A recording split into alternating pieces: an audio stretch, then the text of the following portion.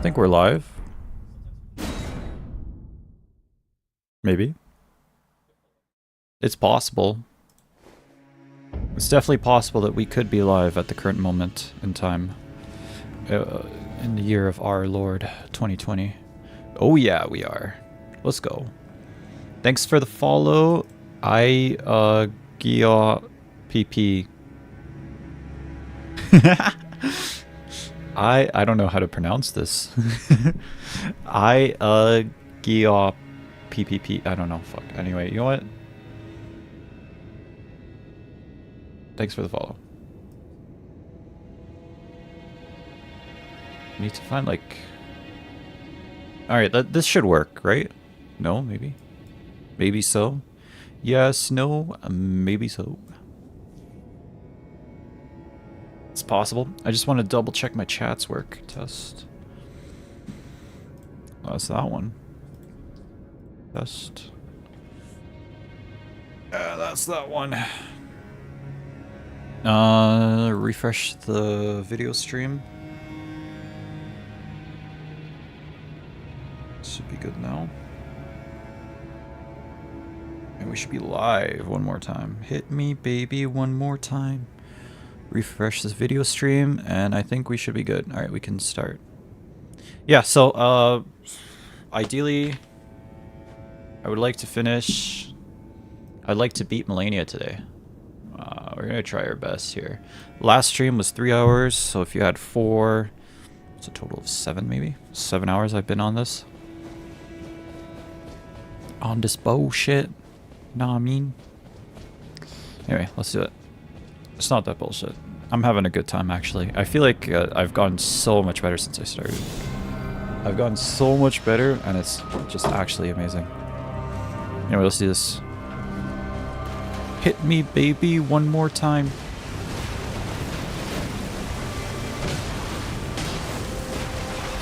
To be fair, that attack, I probably shouldn't jump attack right after. It's not exactly safe.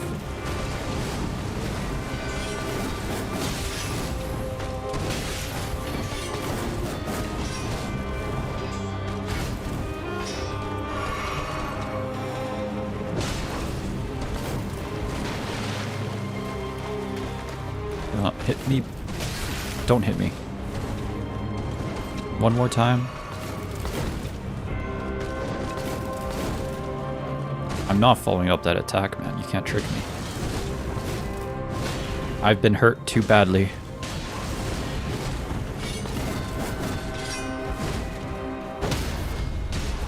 There we go. Let's go, baby.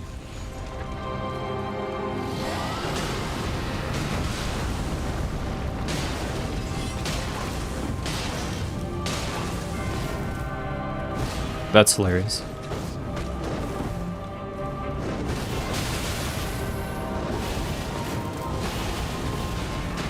Woo! I did it. I actually did it. Well, almost. I didn't dodge the first hit. I don't think I should have done that, but got away with it.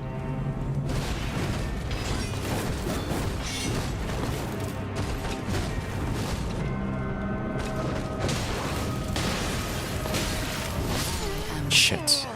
Fuck. Alright. We're okay. We're chilling. I'm chilling, brother. Sorry. I'm not sorry, actually. Fuck you. Yo, what's crazy? Me. Yeah, I was rewatching over...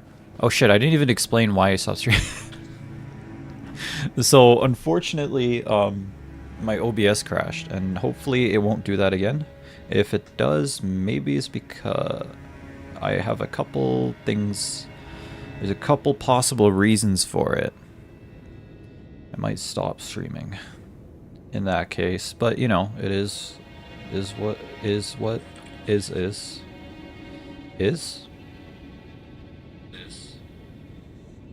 That's not even funny. I don't even... What are my jokes, brother? What are my jokes? Got jokes? Got drums? I miss Pay Money Wubby on the drums channel. Drumsy channel.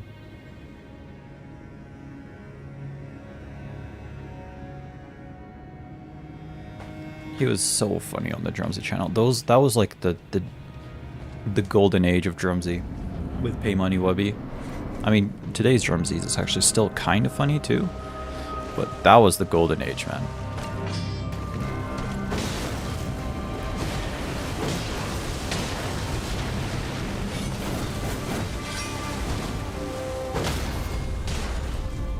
Three hits, right? Alright. Come here, woman.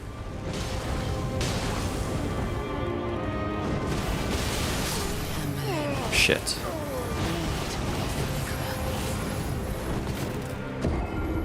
She does it real quickly, though. That's the one issue. Like, you have roughly a second to react. But we'll figure it out. I think I can do it. You know what I realized looking back through the VOD? The game is going through so quickly. I don't even realize that, like... I don't even realize that I dodged an attack. I'm like, oh crap, you don't have to dodge this attack? You can just, like, go through it? Like, I don't even realize that I'm dodging attacks anymore. Like, everything is just, like, instinct. Or at least I think that's what I'm doing right now. I'm, like, training my instinct to be able to deal with the... like, split-second decision-making, you know?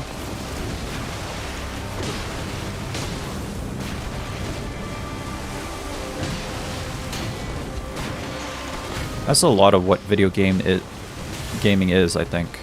Like, training your split-second decision-making.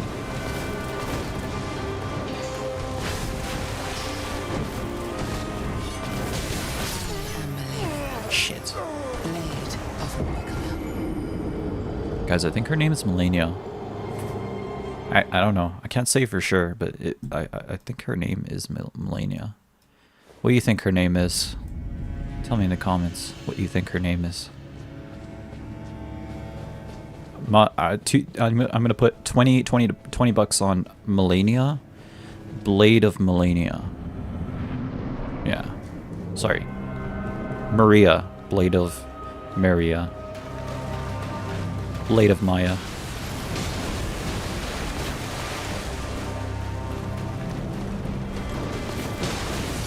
Okay, I'm playing like ass. I don't know what I'm doing. Refresh. Right. Oh, I forgot to put this on too. Refresh. Do you like that I...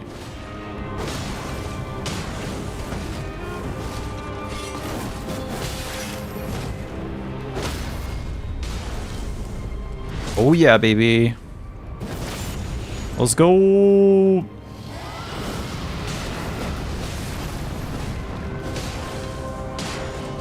I feel like I can just create damage zones and like she can't even...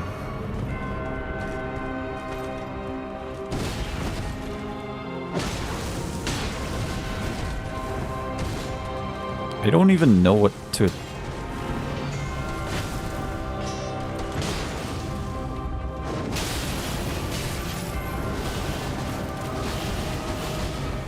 Whew. Okay, we actually survived it. What's even a safe attack to do on...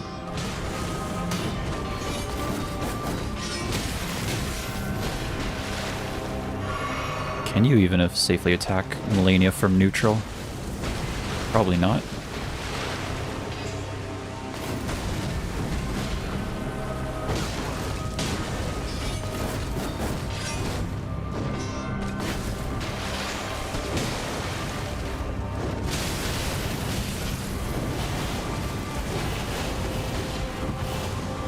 Jesus. Okay. That was real close, dude.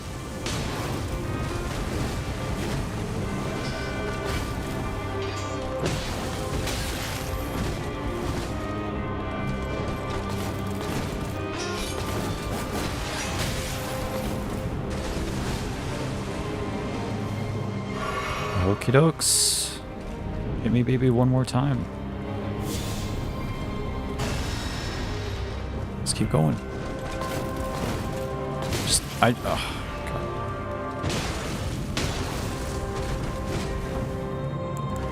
And drink this one.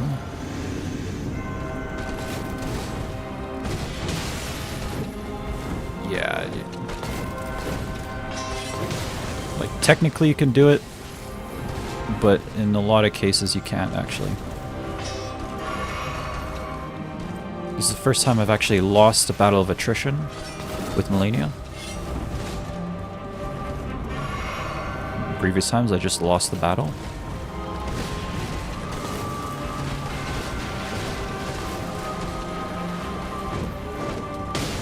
No! I literally realized what she was doing last second, dude. Blade of Mikola. Anyway, yeah, things are happening so fast in the battle, I don't even realize when I'm dodging. That's so stupid, but it's true. I don't even realize I'm dodging. I think I get the name now. G-O-P-P-P-P. Never mind. I don't get it.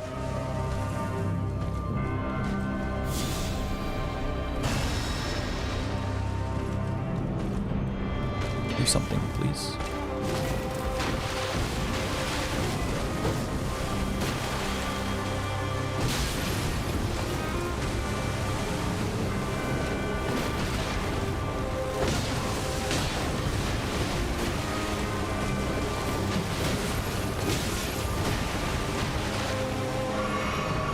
Double up.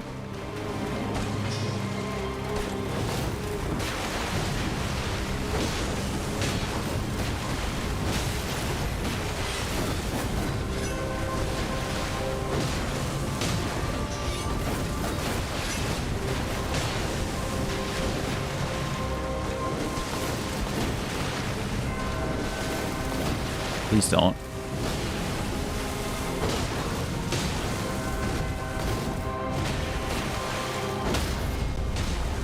There we go.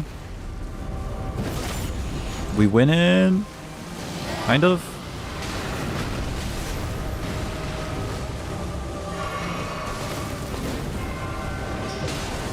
Fuck. She got me.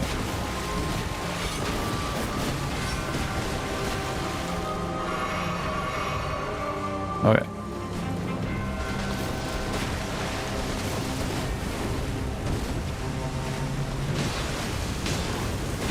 We're back. Oh, fuck.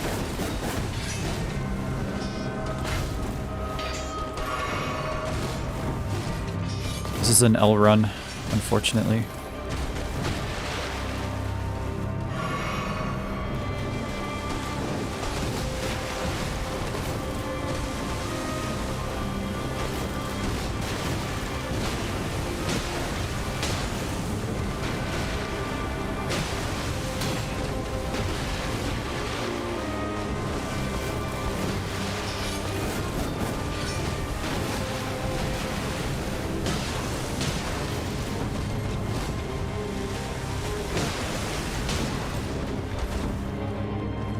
She should do it soon here.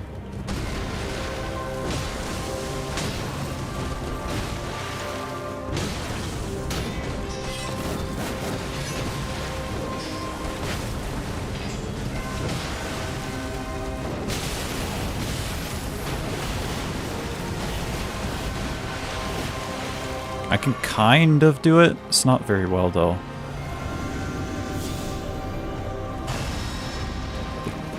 Like I can't really get the first hit that well.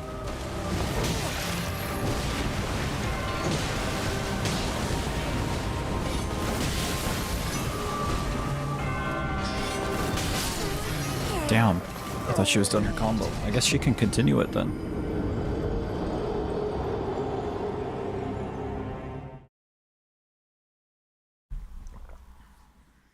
I just need to master that first hit. The first flurry, the second and the third flurry are not so bad. I feel like I got that down pretty well. It's just that first flurry that's difficult for me. Oh, I'm supposed to put this on. Oh yeah, baby.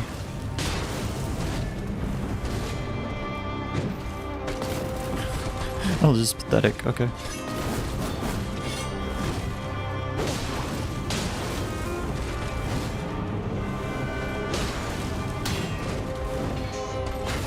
When you miss, it just looks so bad. It looks like...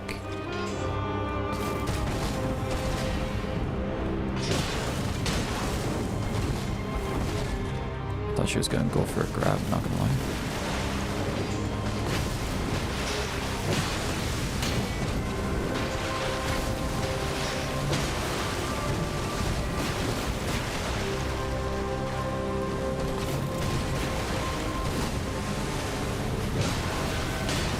Maybe for that front swipe, just try to get behind her, maybe.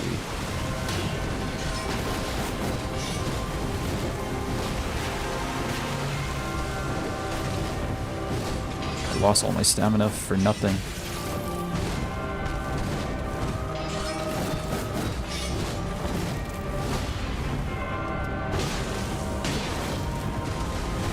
Just gonna do it soon.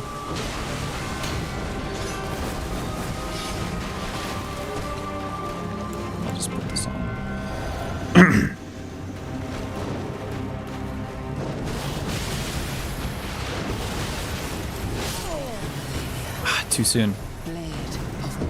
I lost my rhythm. I lost the rhythm of the night.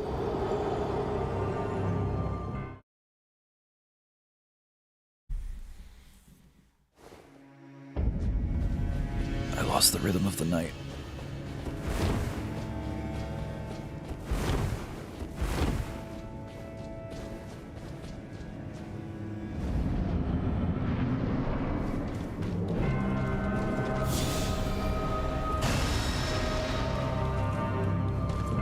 Let's get her.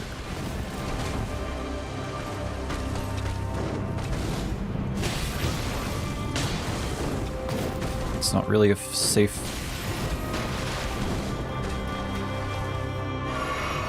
Jumps are fucked up recently. Not gonna lie. I don't know what's up with that.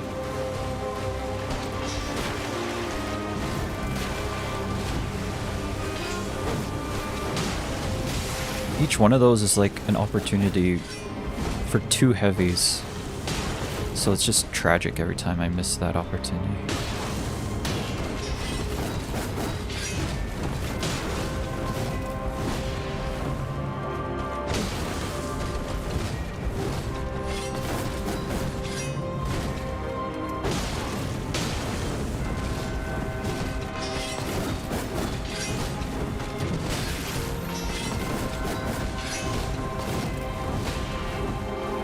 Nice.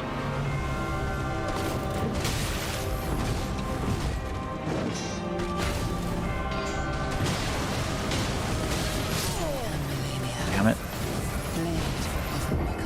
She got that double. The double hit. Double hit and double miss.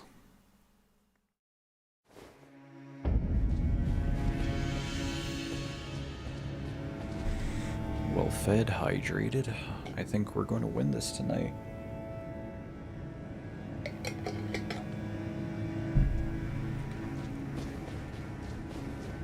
It's definitely possible.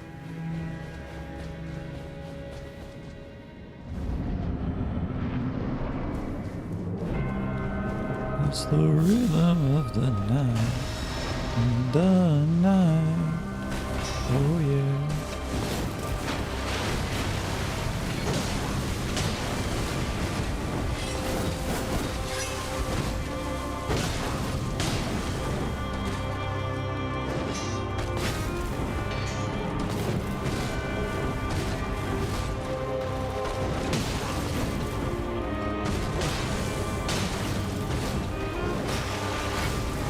Didn't get punished for that.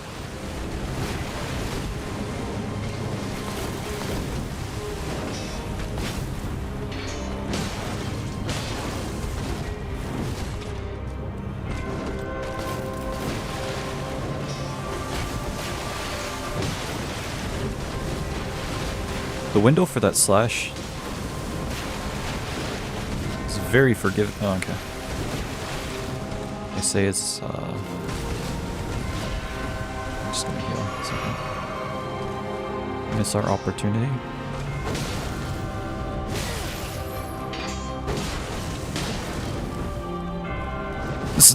I'm gonna die, yeah.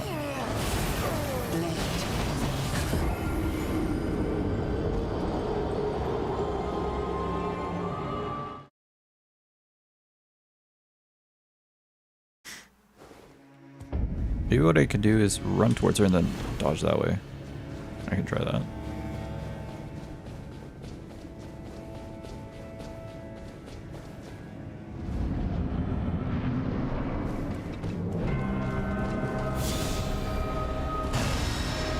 Once I get this down, the rest of the fight isn't so bad. It's not amazing, but, you know, it's doable.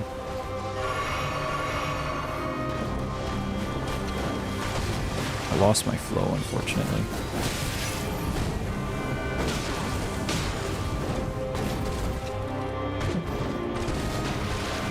That was an opportunity for charge attack, unfortunately.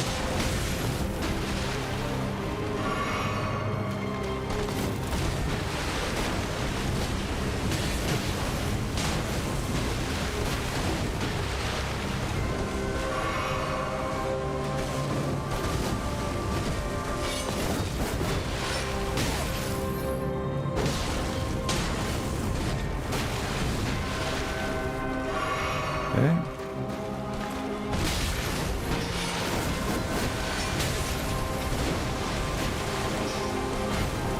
Just heal up. We chillin'.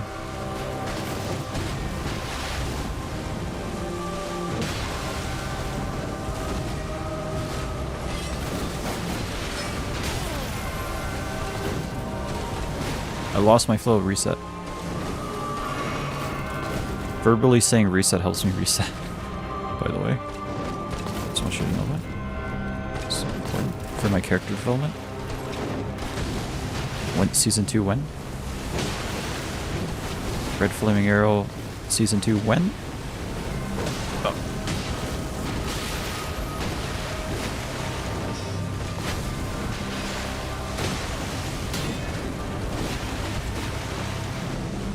Please follow up. I want you to follow up. But you don't want to follow up. Come on. I believe.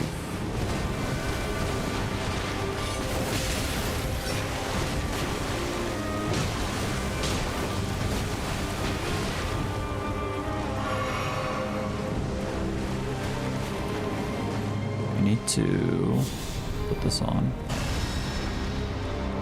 Get up in her grill again.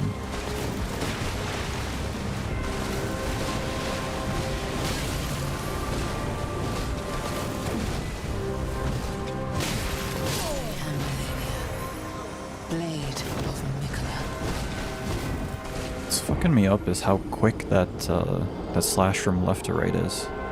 Super quick, and then there's a follow-up right after it. It's throwing me off, dude. You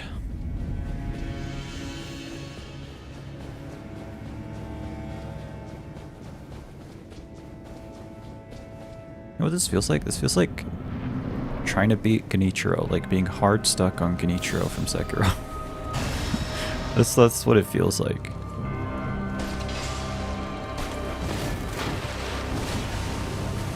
Tragic.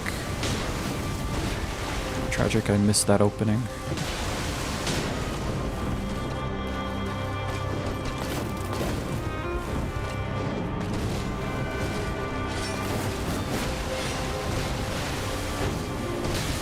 How? Fuck. Part of me feels like I should just be using jump attacks.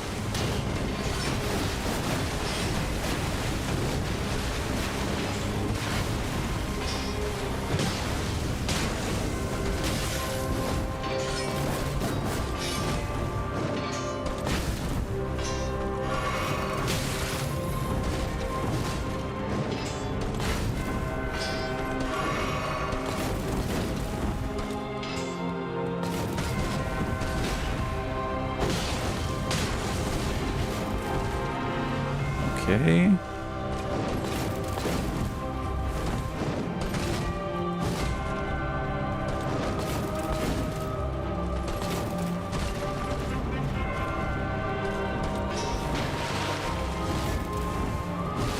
Tragic.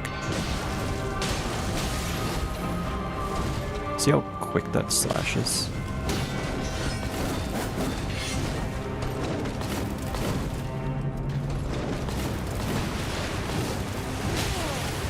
Fuck, why did I do that? Like, if you're not expecting it, it's like...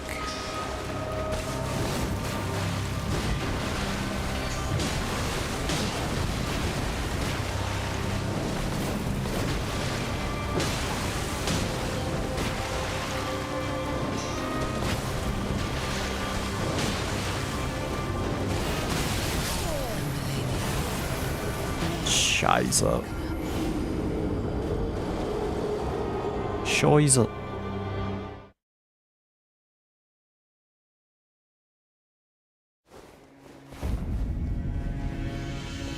I feel like I need to practice by just locking onto something and trying to run around it in circles.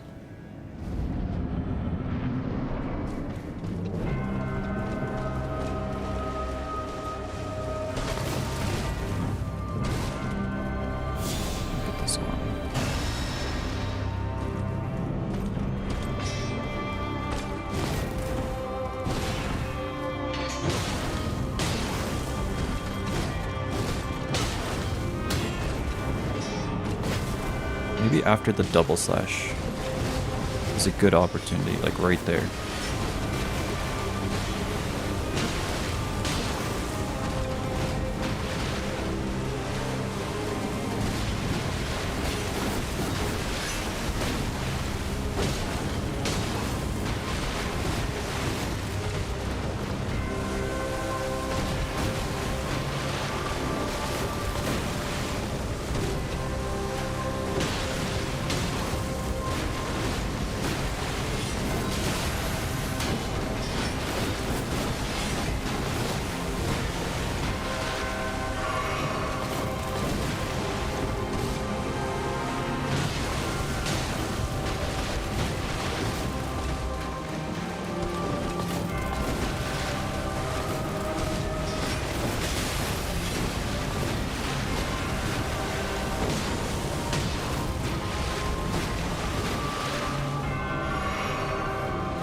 Oh, come on.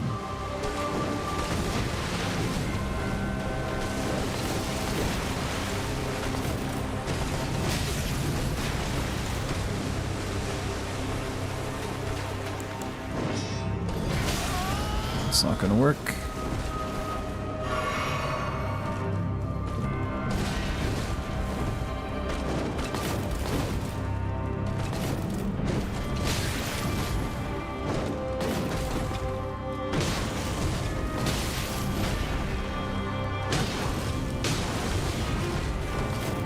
Maybe the difference is that I used to play so much more aggressive. Now I'm being a little more passive.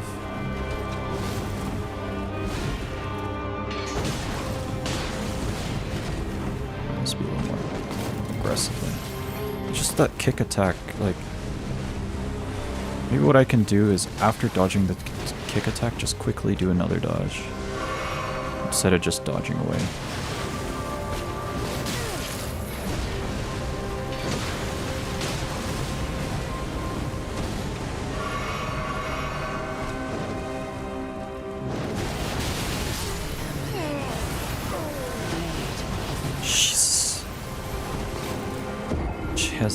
Jesus.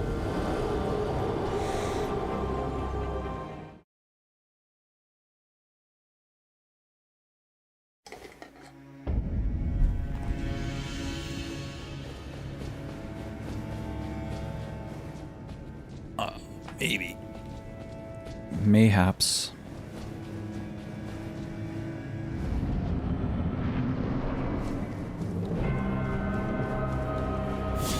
We're gonna be here for a while. I feel like I lost the plot.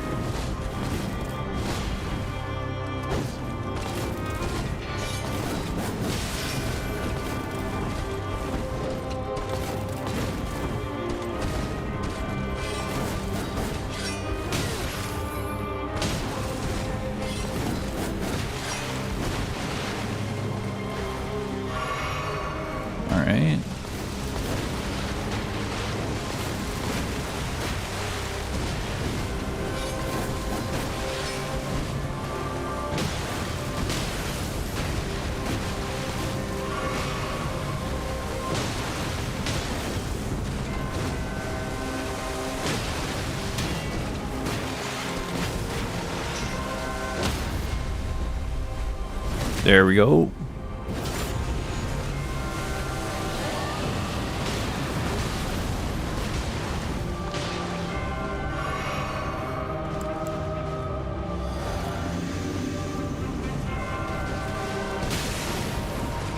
Fuck. Those slashes come so quickly, man. I need a way to activate her without, like... Maybe what I can do is just use these. Get her to activate. Come on! Alright, that made her activate.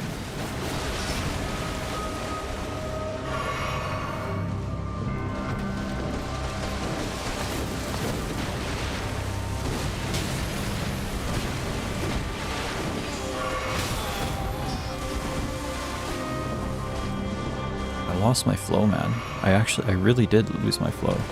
I'm not even joking now. I did actually lose the flow. It's alright. After like 30 minutes, I'll have it back, I think.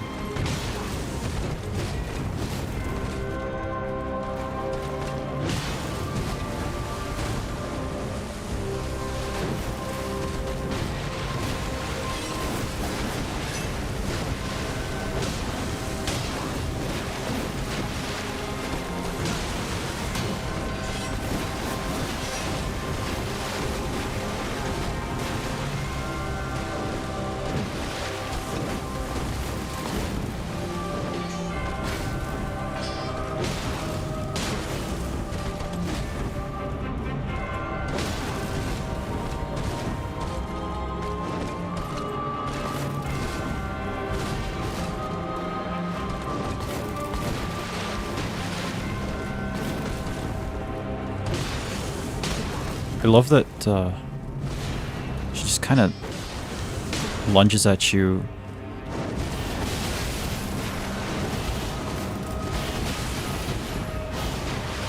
Hand first. Lunges at you hand first. It's crazy. It's kind of fun.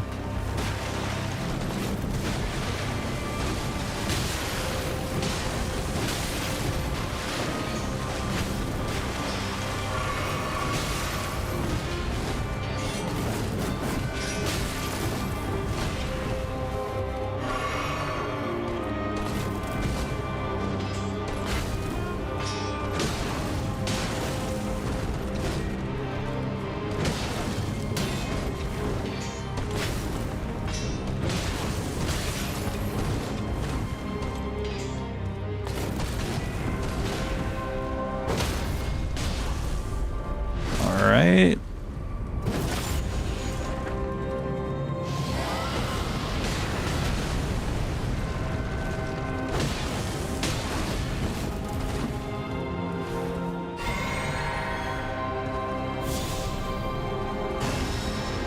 This is probably an L run, but at least maybe we can try and do this.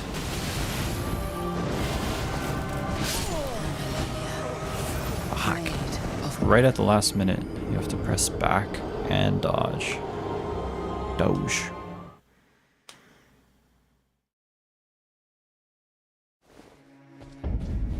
Okay.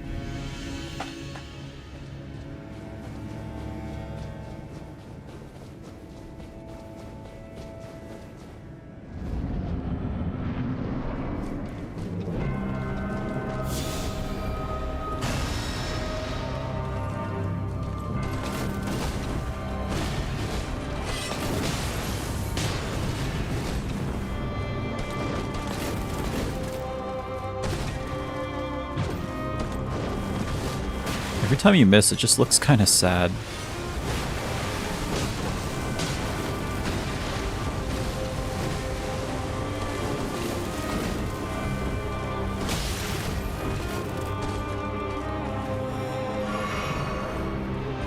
Weird.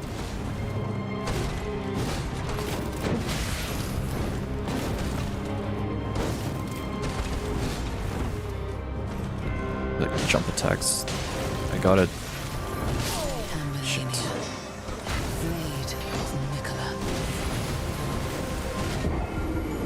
think jump attacks are better.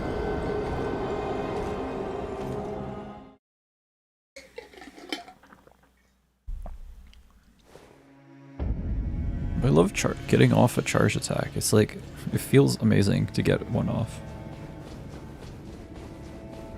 Oh well. Yo well. It is what it is.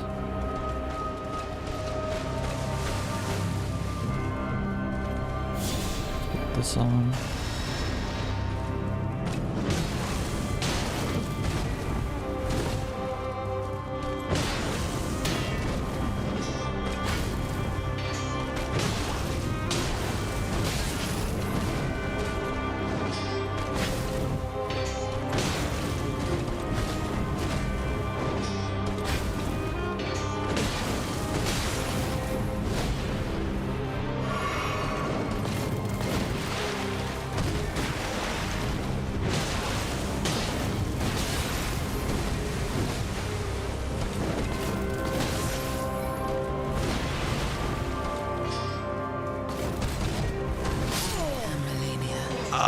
I pressed the button, dude.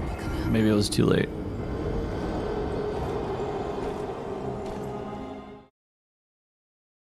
No fair. I pressed the button, mister. I pressed the button. I should have dodged. I knew I pressed the button. I don't know where I was going with that. Whatever.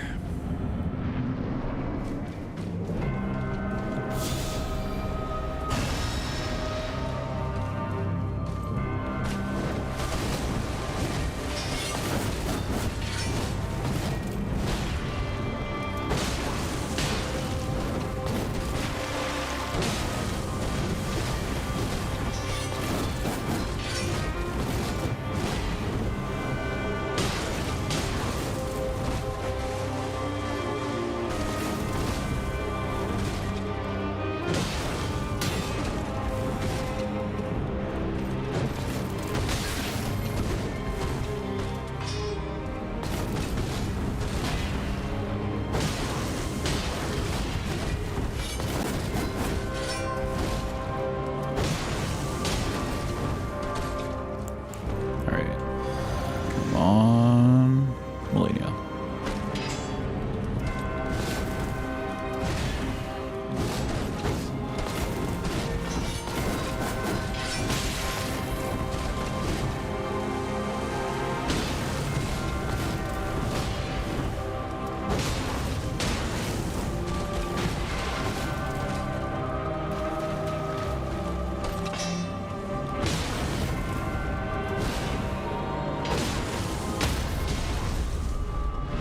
All right. Very nice.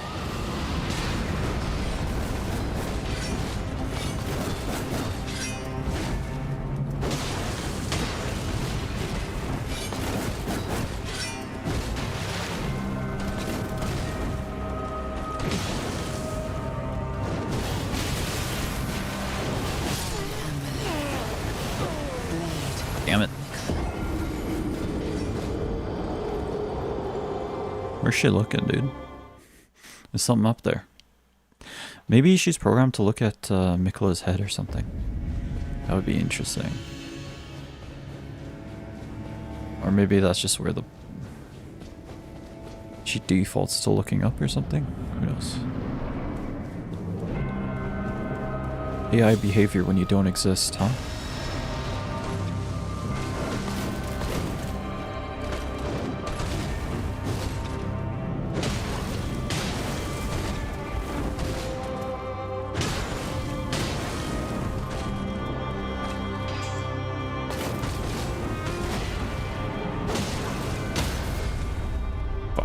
Missed it. I didn't think I would get it.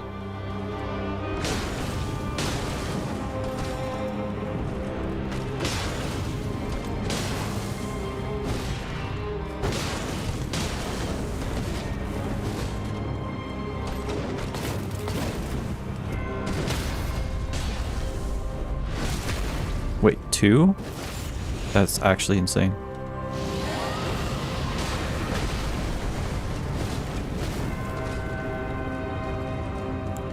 Well, if you're gonna do it, I kind of need you to be over on this side. I don't have a lot of maneuvering room back there.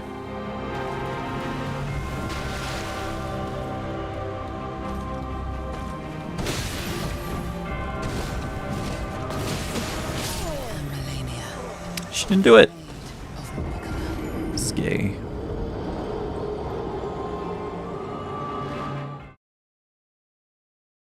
Ah, man, I want to go to the DLC so badly. Those enemies look so cool. I don't even know.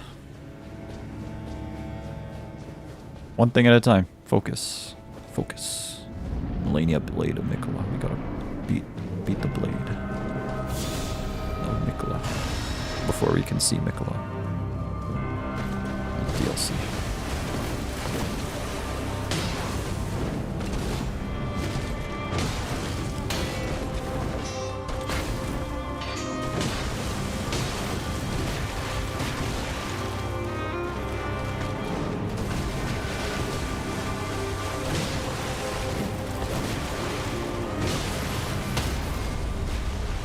Can I get her? No, I can't.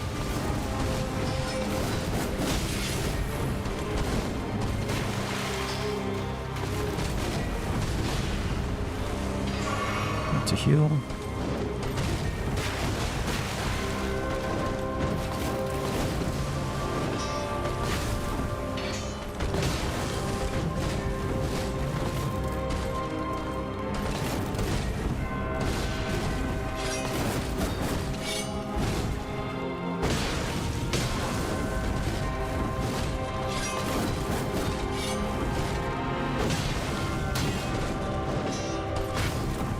This might...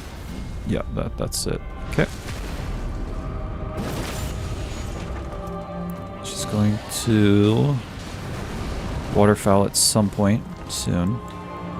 Okay, I don't want her to waterfowl from back there. Come on.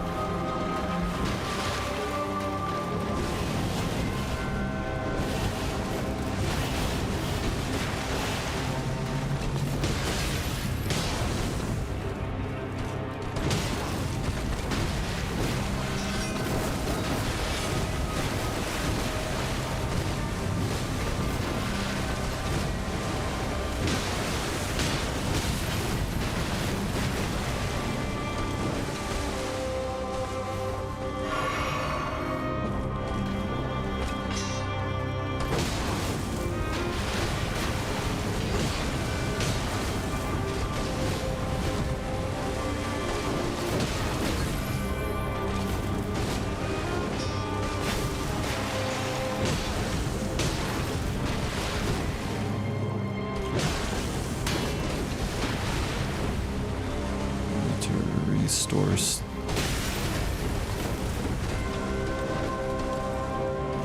Heal up.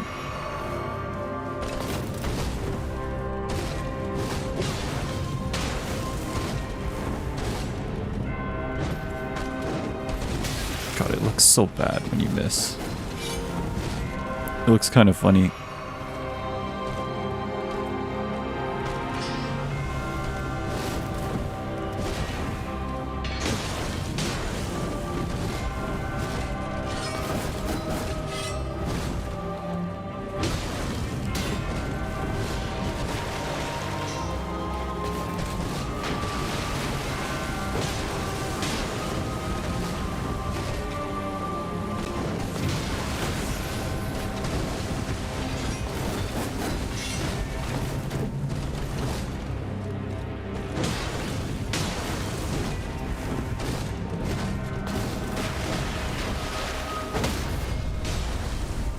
Let's go.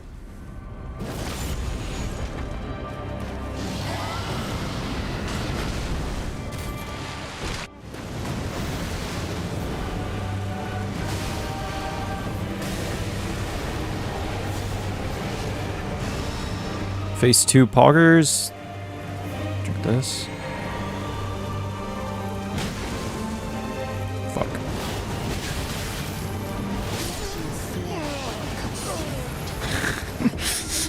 Phase 2 poggers.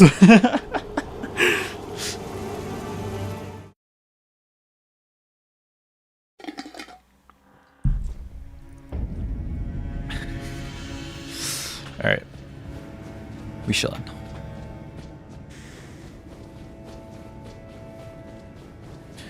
Wait, Zenta, if you're there, are you guys staying at home? Are you today, or you go into classes today on the Monday?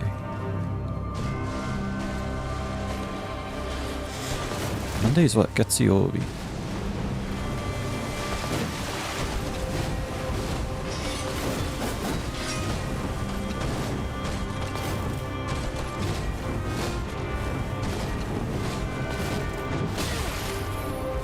That's the end of that combo. Supposedly. Pitcher.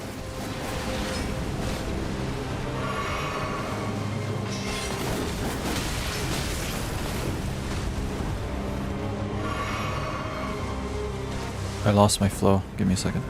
Reset.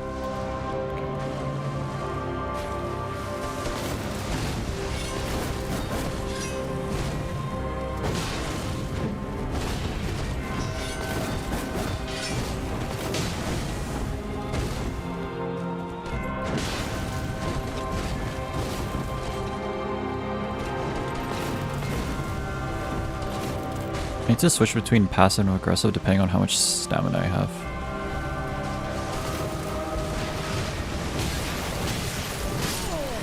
Fucker.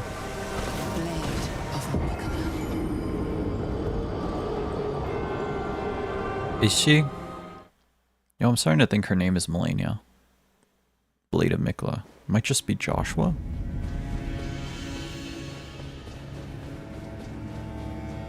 Starting to think her name is Joshua.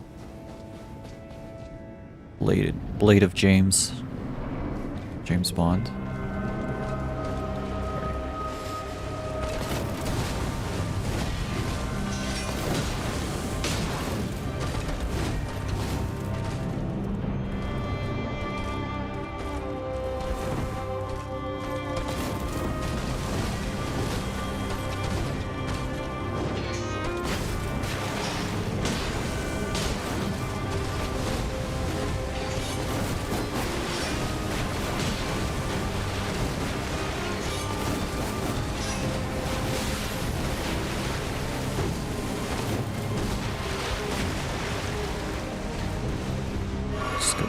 Heal up here.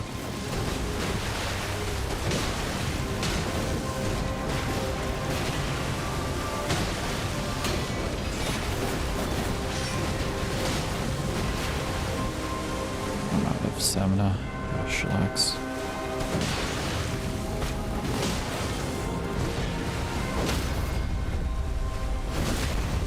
Very nice.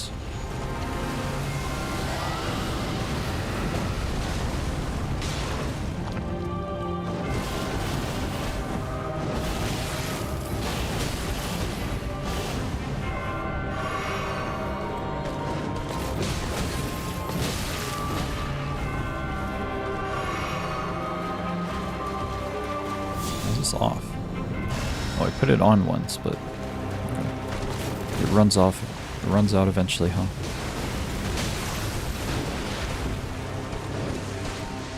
Just drink her up. Do something, please.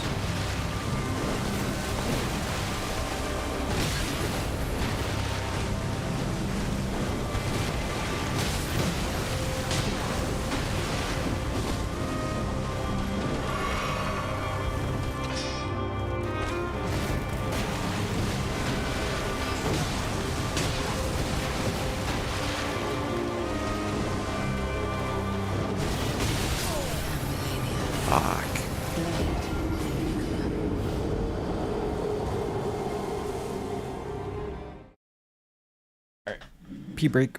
Be back.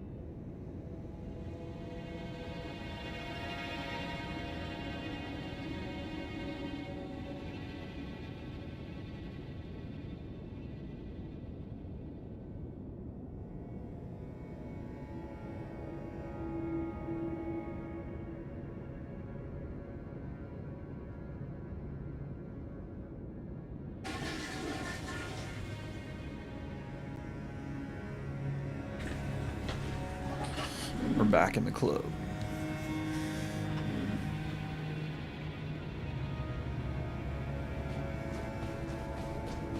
Back in the club. Like, what up? How's it going?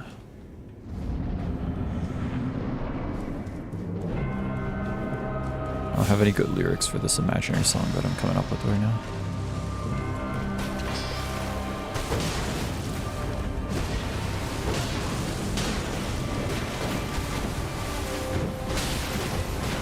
Fuck, that was literally free.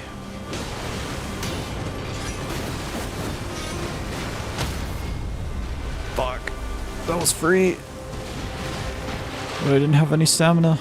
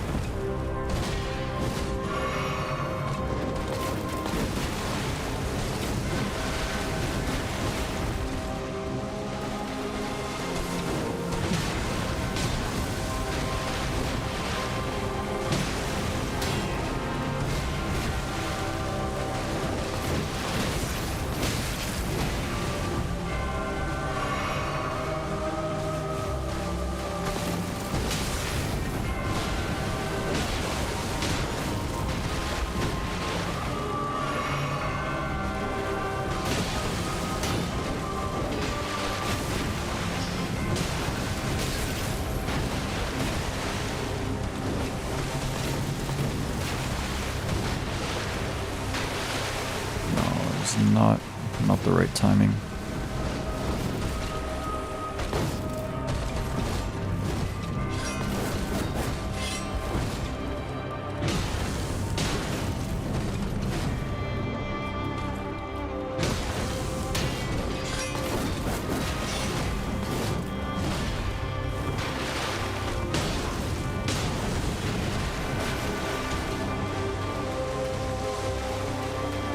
Oh, my thing ran out.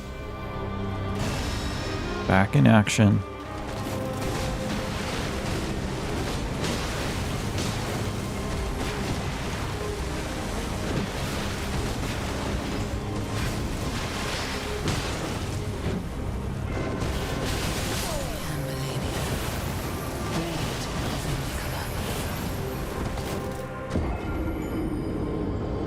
Gotta figure out how to dodge that shit, man. If I can do that like consistently, literally based and red pilled.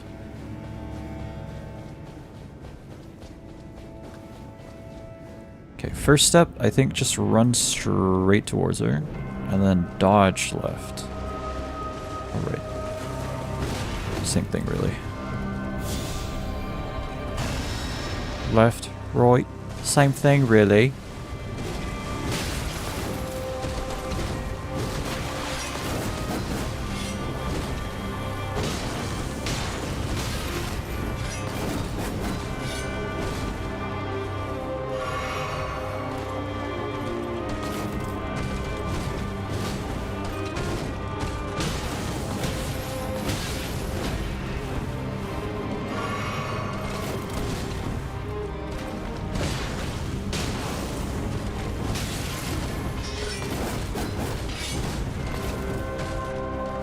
She's a good point. Her katana is so long, it might just be better just to stick near to her. Because at least you know every attack is going to hit you.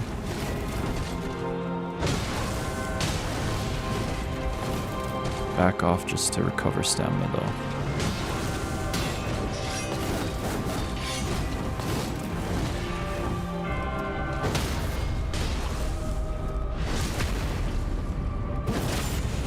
If I could have hit her from the back, that would have been better, but it's okay.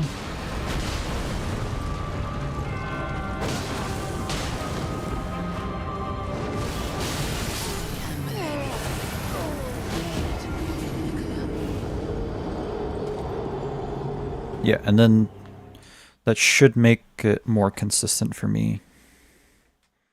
So I'm not backing off. Should make it more consistent for me to dodge that attack.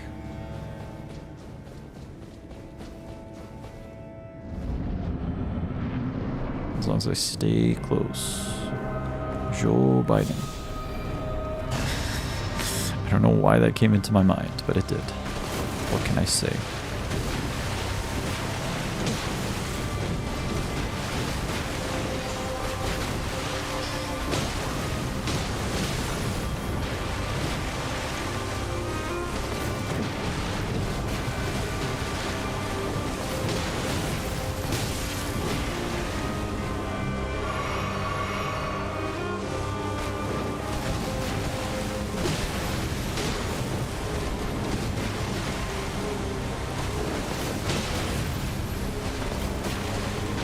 I gotta deal with the shitty kick attacks.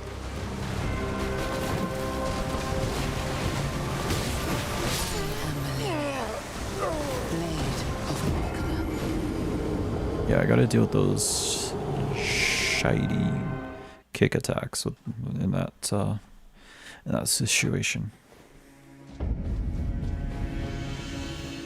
But if I can learn the fight, as long as you stick close to her, that's going to be very helpful for dealing with... It's not going to work very well in phase 2 though, because the fucking butterfly wings.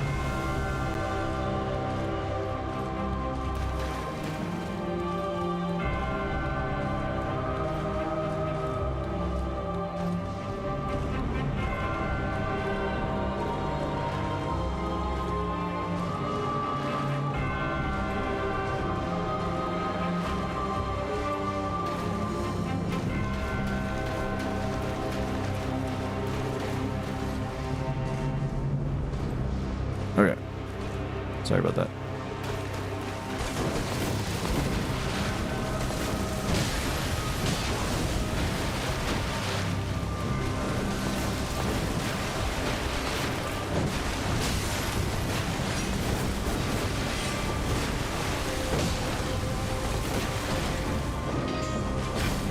I think I could have helped healed there.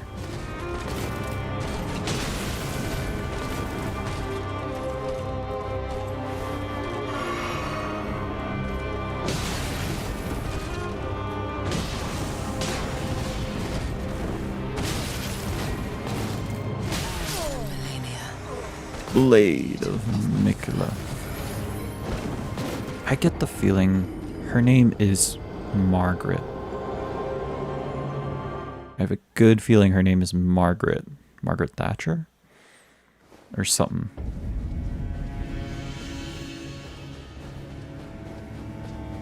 Something along those lines. Something along those lines. Lines? Alright, let's do this.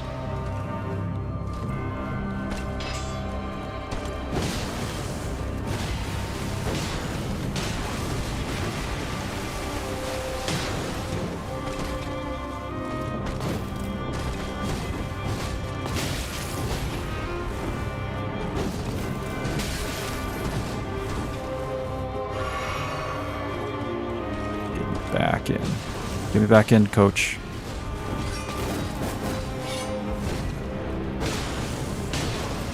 still think I'm dodging a little too early for that attack.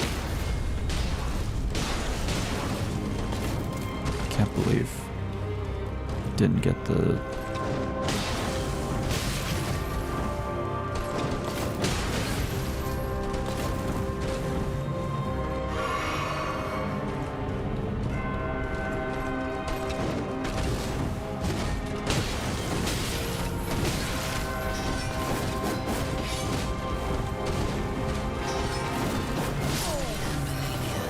Damn it.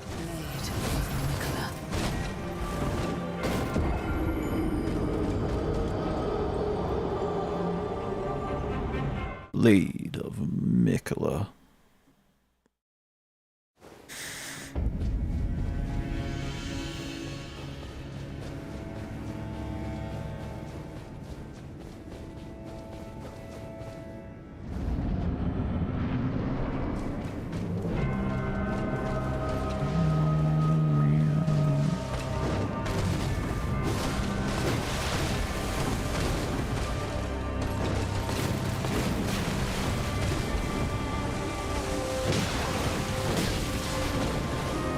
That's an insta-kill from when I get hit. Alright.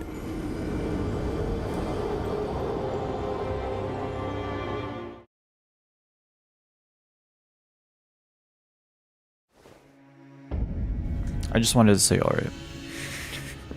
That didn't mean anything. I just wanted to say alright. I think I'm going to listen to a video in the background while I do this.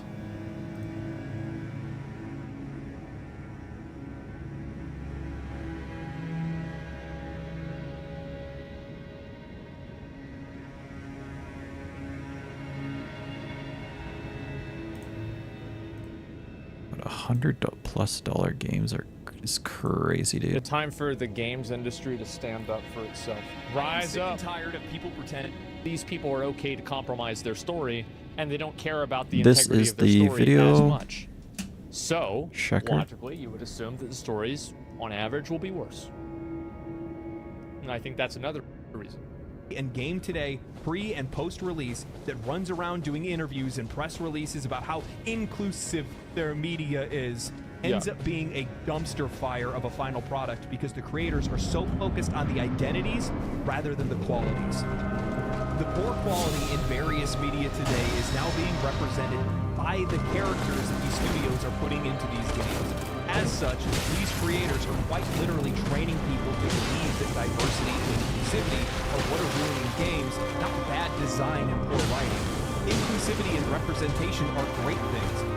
And also, it would logically make sense that if a game was not, like, let's say you're trying to make a game, right? And the game is not getting investment. Wouldn't it be a logical decision for you to, if your game is bad and it's not getting investment, add in diversity to hopefully get investment through diversity funds? Because that's logically what would happen, right? And so, and this is like, it's going into, like, no? Well, absolutely. It's absolutely a factor. Yes, it's happening. Yes, it's happening. Is that a thing? It absolutely. 100%. Now, it's not the only factor, but it is a point on the route.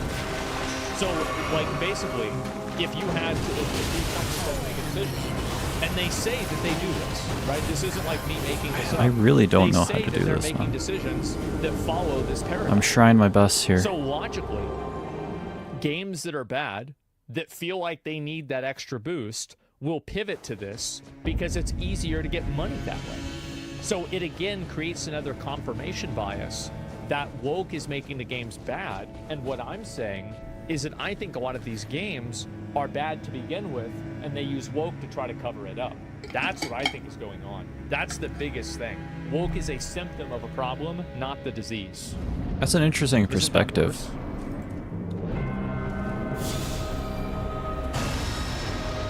I think it's like one of those things where, like, when you're trying to... It's focusing on the wrong thing. Not focusing on the product, but focusing on things around the product. Like, YouTubers and Twitch streamers do this a lot, where they focus on everything but the product, which is the videos themselves or the stream itself. Like, that's what really matters, right? So they're focusing on everything but the game itself. So in essence, the game becomes lower in the priority list, and then you're trying to decorate a cake, but the inside of the cake isn't dough. On the inside of the cake is like, I don't know, let's say, what's something that doesn't taste great? Like artichoke. It's made out of artichoke. Well, sure, you made a cake, right? And you decorate it and it looks really pretty, but the inside, the core of the cake is just not there, right? So that's my 2 cents on why wokeness is so important or so prevalent in video games now. It's an easy thing to focus on. A game is not an easy thing to focus on, to measure and to show that, okay, we have this in our game, right? But the actual video game itself is not that easy to measure. Like, how do you measure fun? You can't. But you can measure how much wokeness there is. I'm just using wokeness as like a term. I think it's a stupid term, but I'm just using it because we all collectively know what it is, right? So.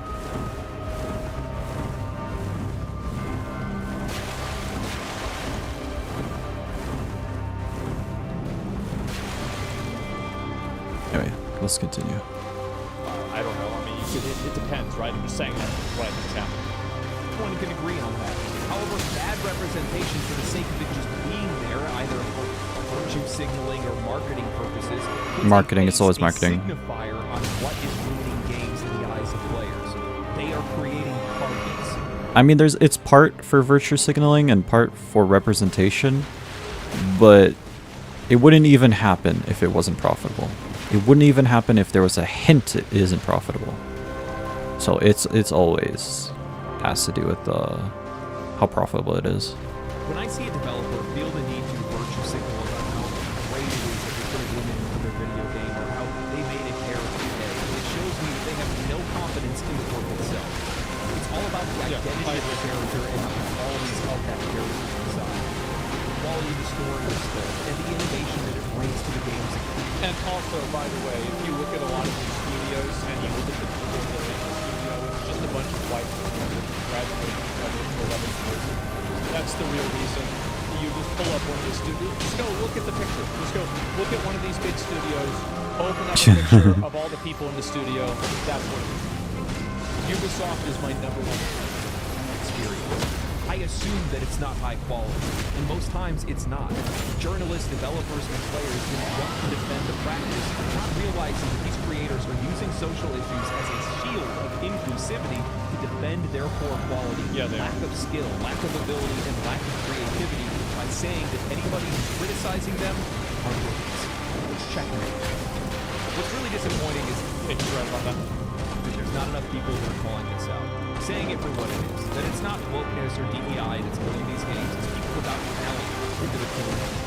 They have a game that was perceived as woke, that had awesome gameplay and a great story, and nobody wanted to play it, and it didn't do well in sales. Guess what? You can't find it. It doesn't exist. He's right. He's completely right. What matters is the game. Stuff does not make a game bad, but it will make a bad game worse. Final Fantasy 16 create a relationship between Leon and Serena. Tasteful, was well done, the story was great, gameplay was awesome, music fantastic. Okay, so she can do that. Guess what? Zero backlash. Baldur's Gate 3, Herald is one of the greatest RPGs of all time. A game that many players have pointed to and said, this is the game. Why can't you guys make games like this? The most aggressively buy game that's on the entire market. No backlash. It's really disappointing that people like it. Here's another example. So if you go and you look at, where's the video that I saw?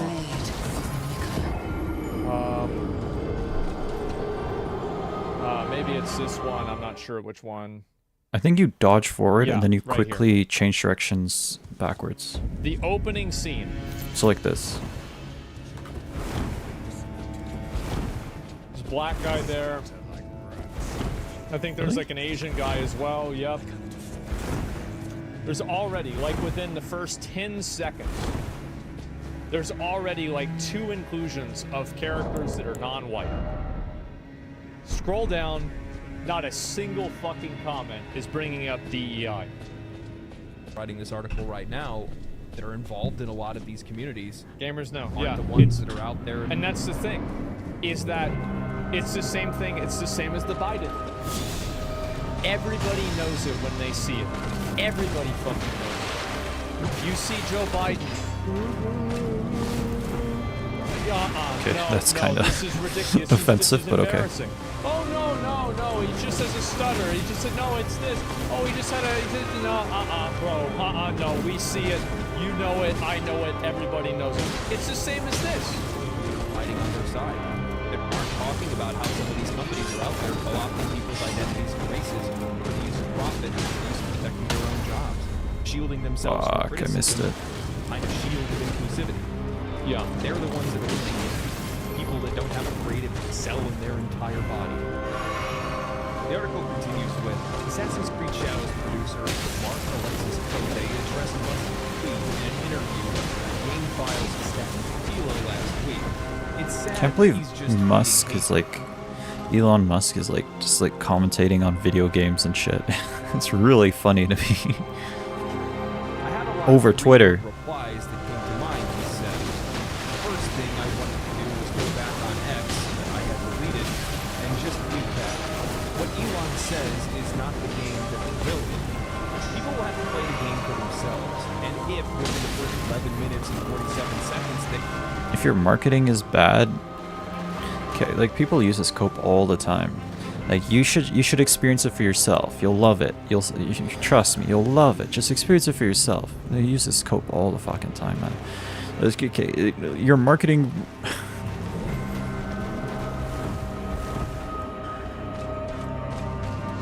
It already looks a certain type of way through the marketing, and the marketing is supposed to sell the game. Sure, there's such thing as bad marketing, but at the same time, like, come on.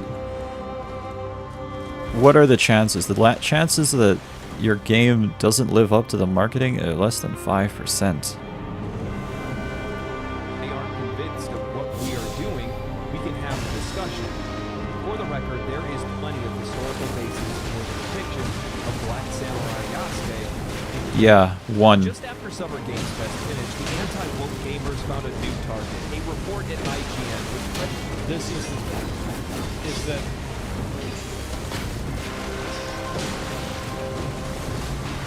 you get so focused on it's funny as fuck. It's fault. Well, here's the thing: is that isn't there like way more stuff about like a bunch of other samurai during the time that there's like that are way more well known, that are way less contentious? What are we talking about?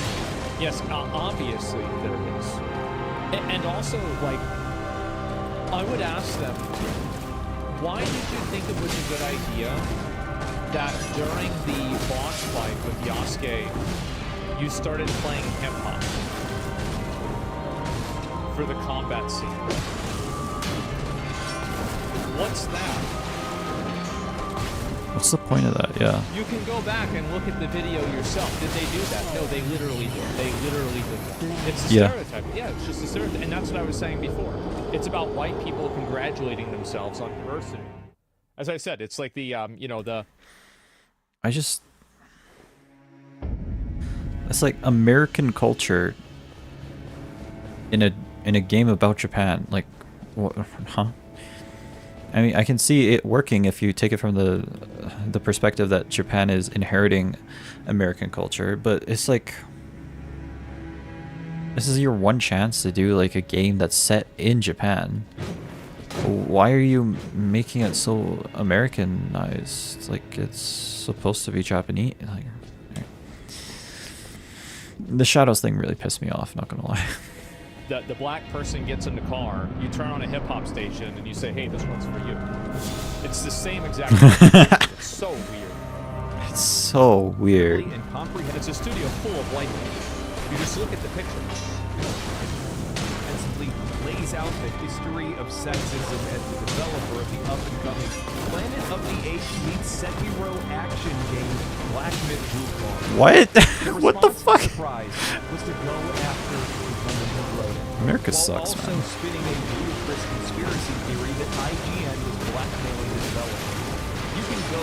They were, and I don't think it was IGN, but I think it was the developer themselves, or sorry, the writer themselves. Is that they created a problem that didn't exist, and then categorized the developer. I think Game Science were the ones that are making Black Myth Wukong. And they basically provided an unsubstantiated claim, or just basically like any claim. Like, let me take a step back. If a journalist says that you are something, this company has no obligation to come out there and clear their name.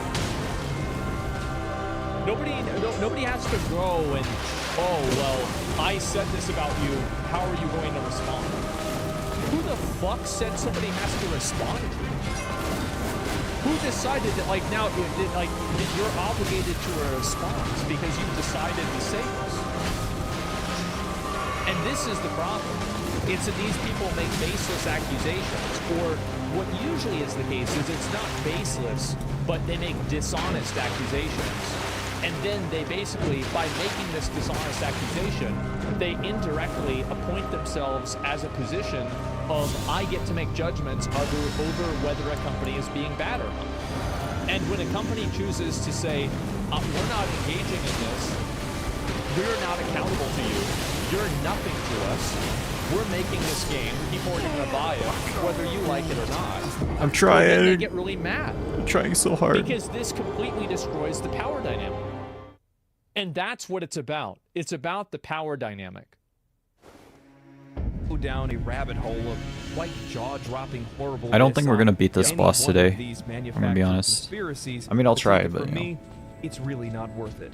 The It's gonna take a reactionary while, underlayer man. of gaming's enthusiast media, which makes its home mostly on X and YouTube, does not actually have the slightest impact on how games are made, or indeed which games are made. But they do have an impact on which studios close. So. Yeah, I don't know. That's a good thing, part. Nice. You make dog shit, you should be fun. That's the way it goes. Gamergate. What did it actually achieve? Games are more diverse than they were 10 years ago, not less. I saw more non-white male faces and characters in this year's spat of Summer Games Fest trailers and demos than at any previous time in almost the 20 years I've been covering games. They can still make people's lives online hell for a while. I know this because I've been through it. So just because you're making a game doesn't mean that you're going to be right. That's the issue. Is that, like, you know, a game like Forspoken was, you know, was said to be like a huge game. It was going to be like one of the big games that, and it came out and everybody hated it. So just because a development studio is making a game, if these games don't sell well and they're not successful, these studios don't really care about these social, because the studios aren't the ones that are making the decisions. The people that are making the decisions are the people that are invested in the companies and the people that run the companies. The creative people are really, in a lot of cases, not making the calls. And whenever the people that aren't making money at the top, like whenever their head's on the chopping block, they're going to change things. And it's already happening. Several times. It's crazy that you can say something, or at least think something in the right direction, but then be completely wrong about it. It's because, again, she's looking at it through an incredibly narrow lens. Throwing context and nuance aside in the face of being able to shadow box those perceived demons that are across the aisle.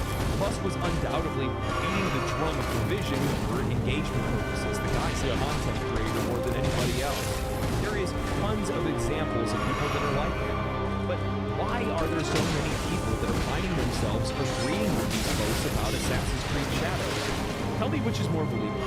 Well, if there's enough people that agree with it and everybody thinks the game is bad and people vote the game down and they say it's a bad game, then the game's bad. It doesn't really matter what your opinion is. It's the lion Tetris effect.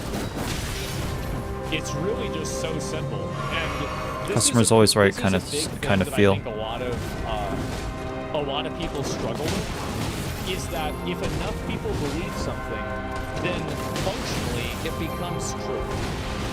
Now, it doesn't make it true, but for all intents and purposes, it is true. that the vast majority of white male gaming audiences that you perceive don't want black characters in games? Or is it because Ubisoft has been shoveling garbage out for years now, raising their prices to absurd levels, monetizing everything possible, $100 hasn't games. innovated, and now seems to be using diversity to market a game that everybody knows will be By just the way, as repetitive and unoriginal from Ubisoft. as the prior. All well-adjusted humans that see the direction that all forms of media have been going in lately, see the main character isn't Japanese and say, huh. Again, extreme positions don't gain traction unless there are issues that are pushing people from the middle to one side. Now, with that said, I agree with her statement on ludicrous conspiracy theories. With so many people that are out there drifting on both sides of these issues that are making it difficult for you to want to be able to agree with either side, because you know you're going to have some wacko theory that's connected to it. Yeah, I think there's some people that take it way too far, where it's like every single time that a character or a person is on screen that's not like a white person or a guy, they'll like maul Hey, it's out about it. Babyface. I think that's the issue, though. Is like, yeah, then vote your dollar. No, that's what I think people should do. Yeah, it does. By a certain point, it becomes like so obvious. It's like you're just farming, basically. That are on extreme opposing sides can't agree on something, otherwise they're going to look like they've changed sides. Like Pezza, I don't believe that there wasn't. Yeah, and this is another factor, is that this is another example of how people are stupid. Changing your mind based off of evidence is considered a bad thing.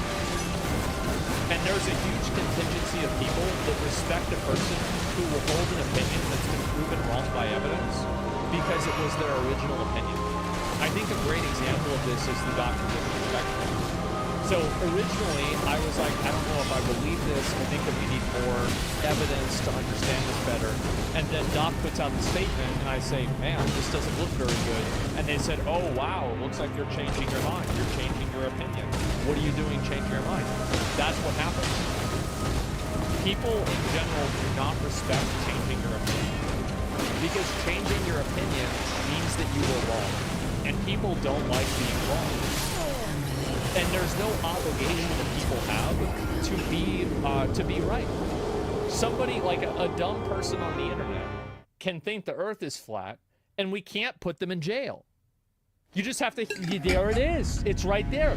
So they are under no obligation to adhere to the same logic that you do. Attempted $7 million extortion conspiracy when it comes to Black Myth Wukong, as there is no proof or mention of that anywhere. I mean, it's totally made up. Look at how many people grifted off of attaching Sweet Baby Incorporated's name to their YouTube titles, articles, and tweets in regards to whatever company allegedly perpetrated this extortion. However, at the exact same time, she completely ignores the cultural differences and the intentional mistranslations conducted regarding the interview with Black Myth Wukong's developer, and the garbage level of sensational journalism on the side of IGN. Because, well, the real problem is actually it's a lot more surface level than that, but it's a lot more broad. The real problem is that these people appoint themselves to a position of power and then expect everybody else to accommodate them. They expect everybody to be like, oh, okay, well, you're in this position, you believe this, and like now everybody has to listen to what you say. That's the real reason. What people? Like the journalist that wrote the article. She wrote an article about Black Myth Wukong that was negative about it, and then she was angry because Black Myth Wukong didn't come out and refute or address her article. That's the real issue. It's these people. What the fuck? Jesus Christ, man. What the hell does that mean? Also, House of the Dragon is airing right now. I'm gonna watch it later tonight. We'll talk about it tomorrow. If I'm streaming tomorrow. We'll see. People think that they have a power dynamic, and they don't. They actually have no power. And I think that's what, for example, Gamergate back 30 years ago started to prove. And that's why their popularity has gone down massively. And now, they really don't have any power. Because they're just like, they have these tiny little audiences, and it's like a bunch of other people that think exactly like they do. And like, yeah, they can still, and this is a problem, right? It's taking time for this to adjust. but there are still a lot of companies that have a very antiquated media policy and media philosophy and strategy that they still think that appealing to like mainstream outlets is a good idea. Those people are not an audience. They're tiny, minuscule, fractional, they don't matter. If a game is good, that's the only thing that matters. And the relationship that you have with the public is the only thing that makes a difference. Journalists used to be the gatekeeper between games and the public because of things like IGN, not IGN, sorry, Nintendo Power, Game Informer, magazines, things like this, because that's how you would hear about video games. But the fact is that the internet has democratized that entire process. So now you don't have gatekeepers anymore because people on YouTube can do the same thing. People on Twitch can do the same thing. I don't know. I don't know the timing, man.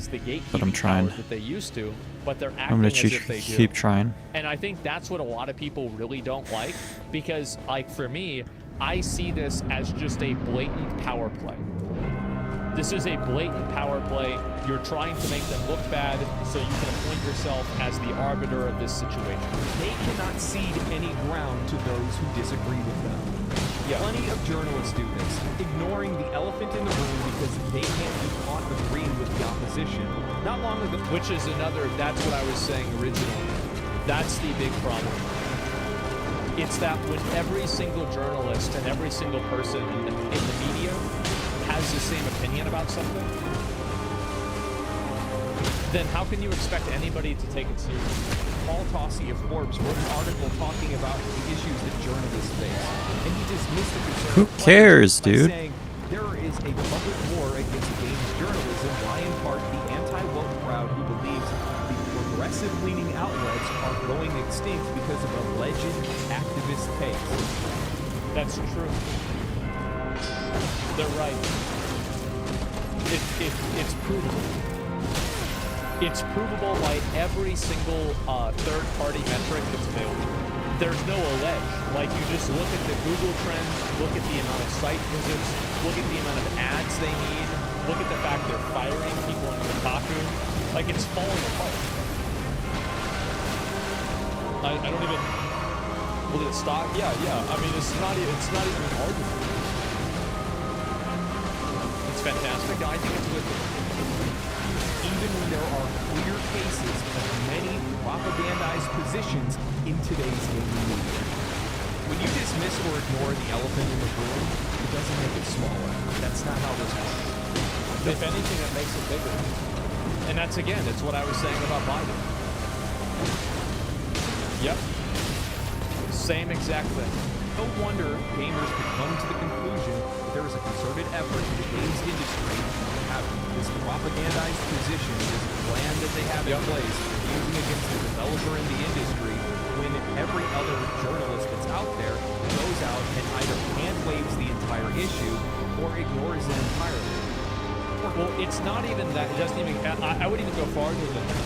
I would say that not only do they hand wave the issue, but there is a universal opinion that you are supposed to have about it. And I think that's the big issue. These people are educated, and by and large, educated to the left. Does that not suggest ignorance is in part to be played with culture war? That is true. Oh, that like stupid people care about this? Well, it doesn't matter, right? Like at the end of the day, like I think that there are a lot of opinions that I think that if the collective society had like more emotional intelligence or like more logical intelligence, that we wouldn't have problems with these things anymore. We can always talk about what society would be like if people weren't the way they are. And hey, you want to do that? Go ahead. But I think that's a waste of time. I want to talk and think about what's actually happening. Co-signs of what? That's the case that we have with this article from The Guardian. She quite literally co-signs on what the girl had said in the article, even though it's already been shown that it was mistranslated and also misrepresented in their article that they made. So of course players are going to come to the conclusion of that. And what that does is it only serves to embolden the position of the players that held the belief that, well, there might have been an extortion fee to this because, well, if you're going to ignore this blatant lie... Well, it's effectively an extortion fee. We're going to label you with this thing, and in order to remove this thing, you have to hire these people that make it to where you don't have this thing. You know, like the last boss in the Elden Ring DLC that puts the debuff on you, and then you have to use the item to remove the debuff? This is the same thing. We're putting a debuff on you, and you have to use the item to have the debuff not be on you anymore. It's that simple. That's attached to it, well, then chances are you're lying about the other thing too. That's the conclusion that people are going to come to. They are the ones that are creating this issue for themselves. Stop being so reactionary. Stop paying attention to what people are saying and ask why people are saying these things. Be pro-actionary. The article concludes with, I was running the YouTube rank. I would argue that a lot of the issues that people have with things that seem to be good are fundamentally reactionary. Because they are reactionary from the way gaming used to be. So we are changing gaming because of the way it used to be. That's being reactionary. Also, I don't know where this idea came from that being reactionary is bad. I don't necessarily understand that. Because if things were good the way they were, and you thought they were good, then somebody changes them, and you say, I don't like that, change it back.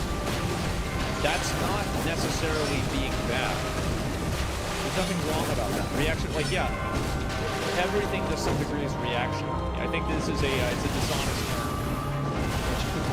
I think I almost did it there. Except I got hit by the last one. Disgusting threats imaginable from all online channels available to them. Trying to get me fired by emailing game publishers and my bosses with dossiers of my professional misdeeds and journalistic failings. Read writing about video I think games. basically But almost they do did the it same that thing with time. other people, right? Like, remember whenever that one guy that hit that Cabrutus, the guy that did the Oh shit, sorry. the Sweet Baby Inc. detected group. Remember whenever he made that group, they constantly tried to get him banned. They tried to get his Steam account banned. They tried to get the group deleted. They tried to ruin this guy's life. So no, I'm not gonna cry about the fact that too bad. You shouldn't have done it for them. They wouldn't have done it for you. Or maybe they would have. But hey, if you had done it after that, it would have been a little bit more sympathetic. Now it's not.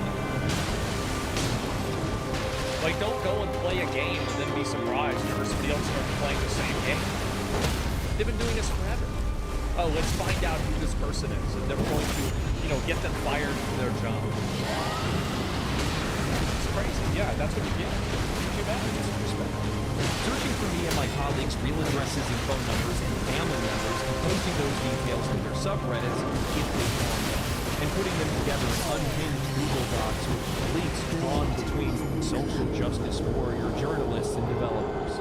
One of these mad documents briefly appeared in a recent documentary about 4chan, prompting... That's actually so funny that people are just doing going CSI detective on all these gaming journalists. But also, it doesn't matter, man. Who cares what some guy is saying on some fucking website? You've never heard of him before. You've never, or her, or them. I don't know. You've never heard of them before, and who gives a shit? Seriously, who cares a shit? The internet knows what games are good. The internet knows. You don't really need a journalist to tell you. You don't really need well, actually, you can watch a YouTuber play it. You have all the information at your fingertips. You don't really who cares about these people? Straight up, who cares? I know they get paid to review video games, but do you even know a gaming journalist's name other than Jason Schreier? Everyone knows Jason Schreier's name because he's actually a good one. And he's also known for his leaks, right? Anyway.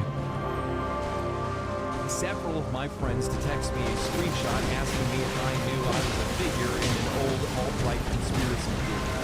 Unfortunately, yes I did. It's happened again a few times since, but it's not a big deal. I mean, I've been in those too. People think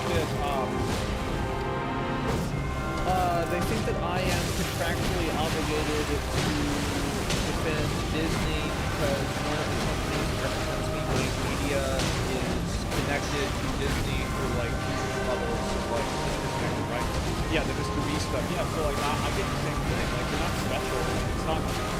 Like, yeah, that's what happened. I do it. No, that's true. Yeah, I am representing. It's true.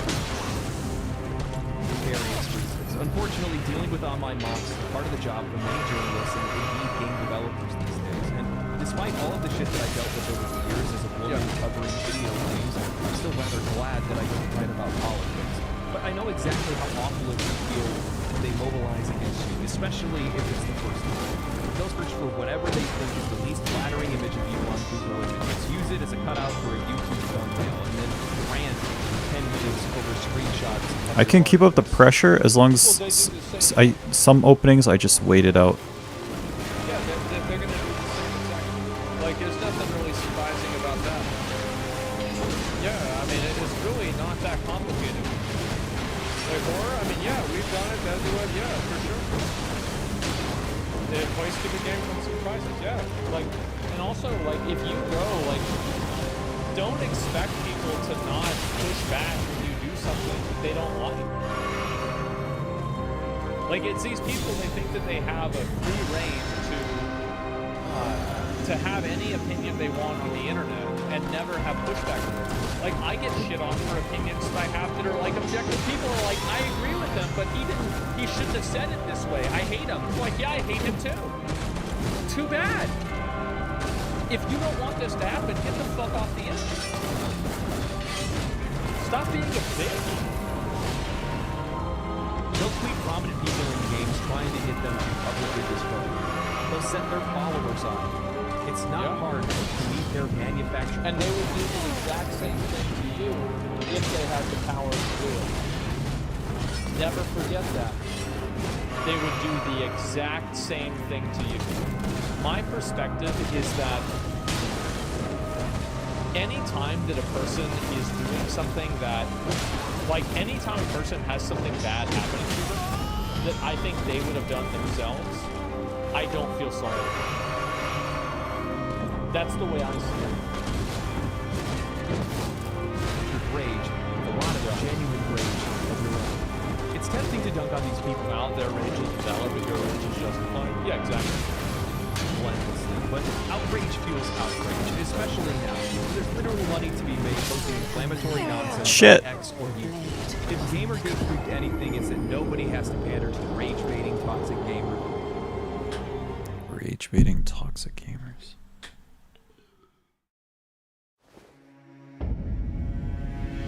How did we get here, man? Just like... How did we get here? It's just so stupid. Why am I being summoned to another world?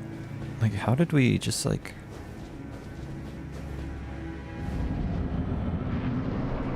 No, I'm not. Fuck, I guess I am. Just... It just feels so stupid. Where are you guys? Down there, apparently. Why am I summoned? They're fighting. What the fuck?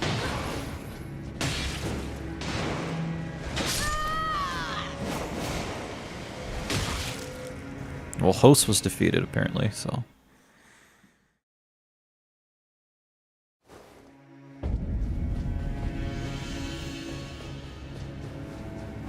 Just gaming journalists talking about fucking gamers on the internet. Like, how did we get here, man? It's just like...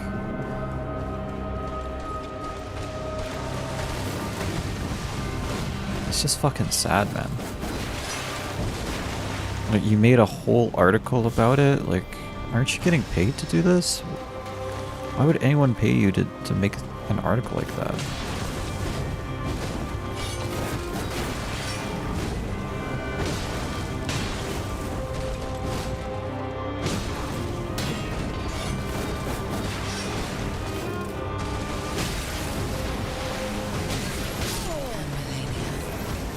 This is so fucking Even stupid. listen to them. That said, I still don't think there's... Well, I can think maybe if the if those gaming websites did that a little bit more, they wouldn't have to put 8 ads on the same page, and they wouldn't have to fire a bunch of people.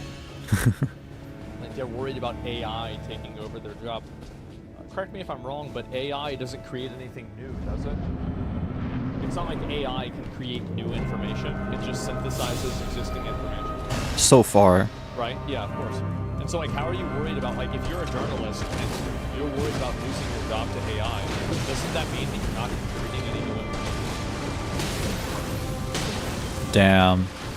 The roast.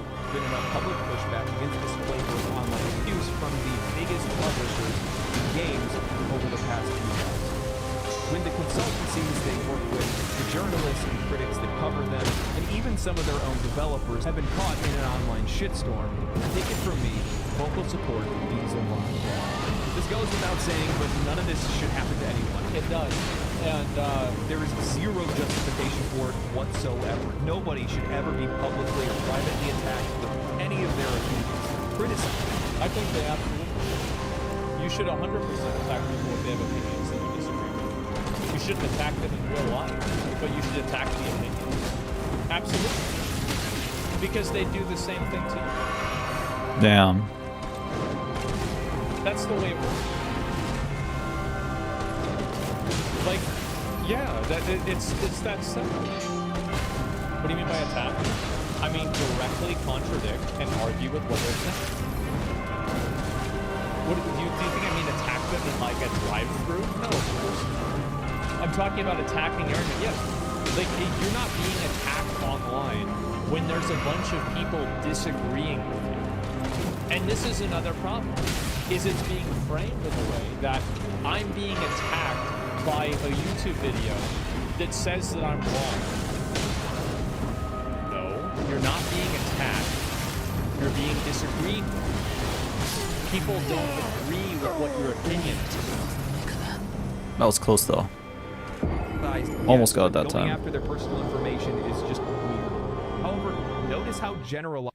You can't be surprised that people do this. Because they do this. If they do this, then why would you be surprised that other people do it? If you don't want people to do this, then don't do it. It becomes and how easy it is to see plain old criticism lobbed in with online psychos. I'm now included in them because I'm sitting here ranting over screenshots of her article, though I have nothing to do with how they criticize I think that at the end of the day, these people view pushback as something that should not be allowed.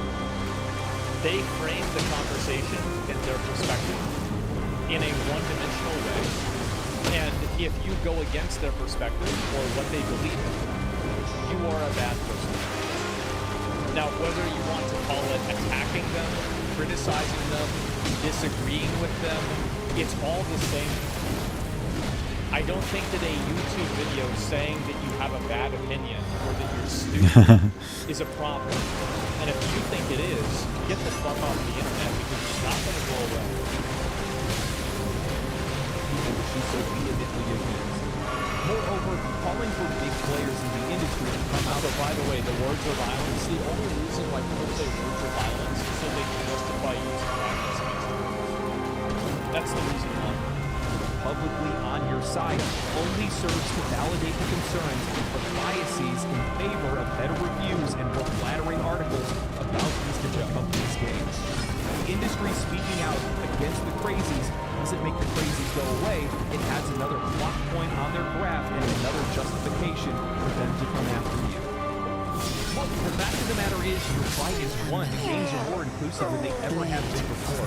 That impression, once perceived, is now dissipated. Has said it herself.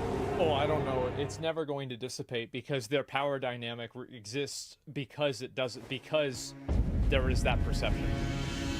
Like, I have the perspective that, like, nobody will ever give up power unless it's taken away from them. Like, just general, right? I mean, there are, like, individual examples that Kinda. this, but I think in a general sense, a group Generally, will yeah, never sure. give away power unless it's taken away. And I think what's happened is that games have always been diverse. There's always been a tremendous amount of diversity. So these people are identifying a problem that, number one, never existed. And number two, if it ever ceased to exist, Running light their attacks actually existence work pretty that's well, based huh? off of the fact that this problem exists would then since be irrelevant. Like, if you don't have a horse, you don't need horseshoes.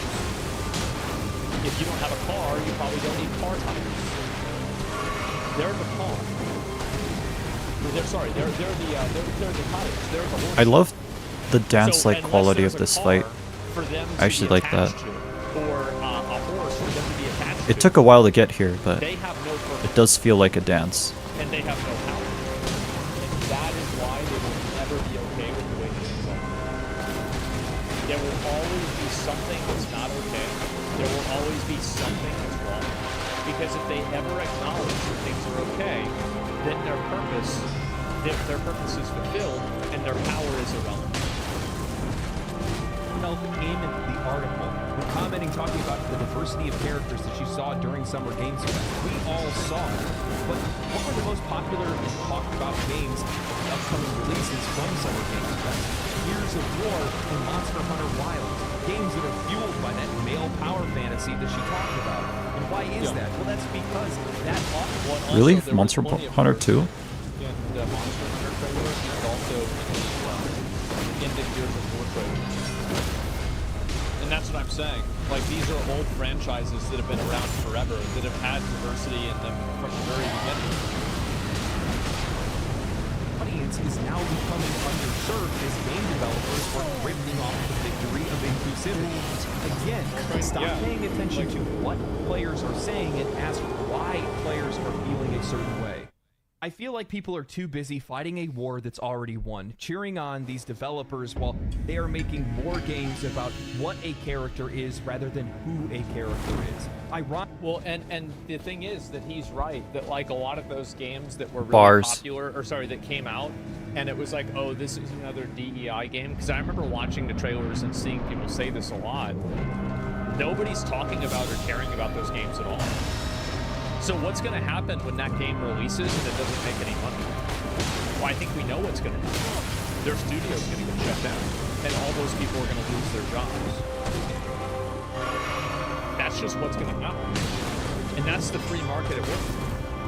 It's the same thing that happened with Forspoken. Woo! They're going to blame the bigots. Yeah, they're going to blame the bigots for the cardboard box because they can't afford their house. And that's the result. So yeah, you can blame people all you want, but you're still in that situation. Ironically, the character part of the equation of game development has been thrown out the window for how a character looks and identifies instead. These games lack soul and purpose. Notice how a developer of a great game with a diverse cast of characters or with a strong female lead doesn't need to grift off of social issues. They know what they make. They know that they don't need to make a character that players can identify with. They need to make a character that players want to play as, want to be, and want to know more about. A really good example of this is that it's actually, I feel kind of bad because when I played Wuthering Waves last night, I went through the first half of the new patch storyline, and I finished the storyline off stream. And I finished the whole thing, I did everything. And the second part of that storyline was incredible. It was really good. I was shocked. Like, I was like, wow, this is way better than I thought it would be. Well, one was great. Yeah, it was so good. And at no point in that story was I thinking about, oh yeah, this character's a girl. It's got nothing to do with that. Like, and that's the thing, is that's not even part of it. Beginning part what it was. I don't know what the fuck they were thinking with that. By the way, it was like basically just very simple. The first half of it is arguing with the cat, and the second half of it is saving the existence of time itself with the dragon. Yeah, so there's like really kind of a tone shift there.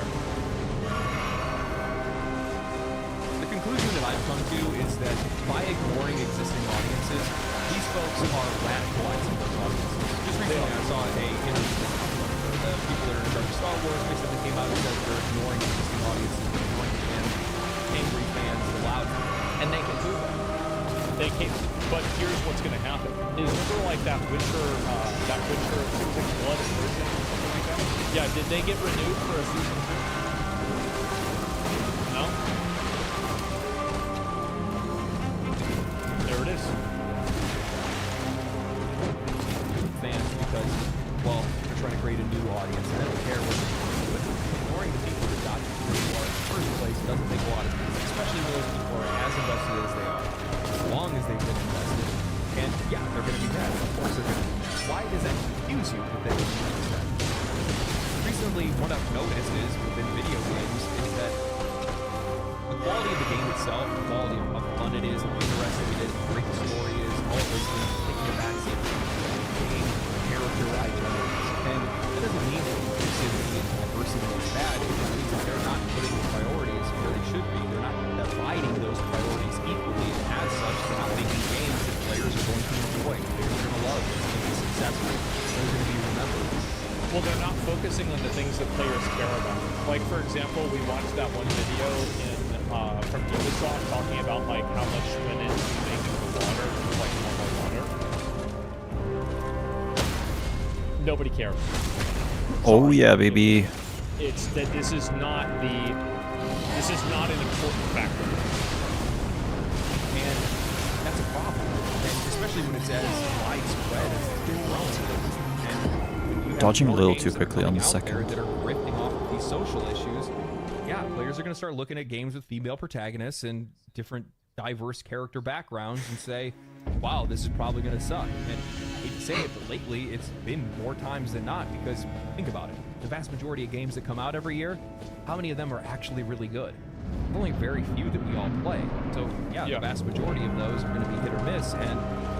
And with me, I just like play games I've already played again. Like I have 300 hours in this game, Elden Ring. I know it doesn't look like it, but I just replay games that I like. I just keep playing games that I like, which is pretty much everything from Software. And then on top of that,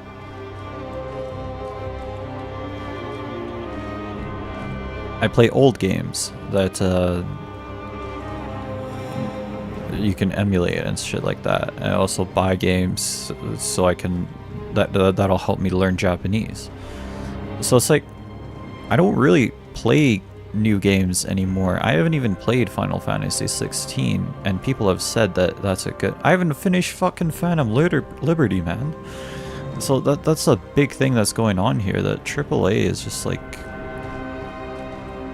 more and more competitive, and less and less people. I feel like, I don't know if this is for sure true, but I feel like there's less and less people actually playing AAA games when they come out.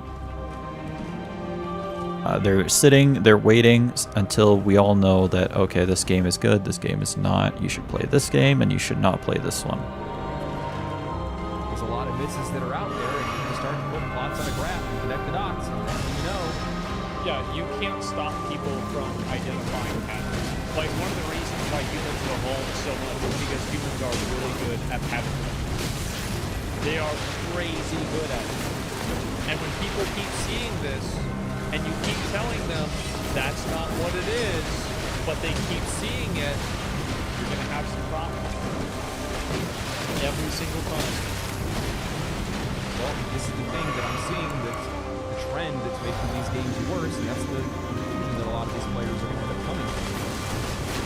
I don't really know exactly, especially because I think a lot of the people that are in these positions, a lot of these game companies, media companies in general, movies, television, whatever, I think a lot of it is actually nepotism more than anything else. People that got into positions of like high power that don't deserve it whatsoever.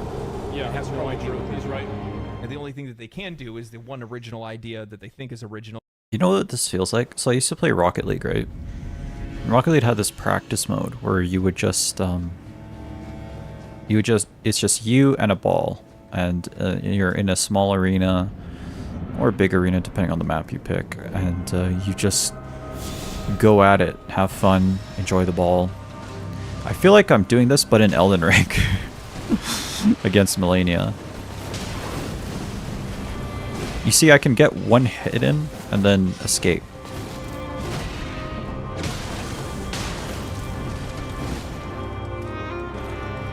running heavy OP. Sorry, running light OP.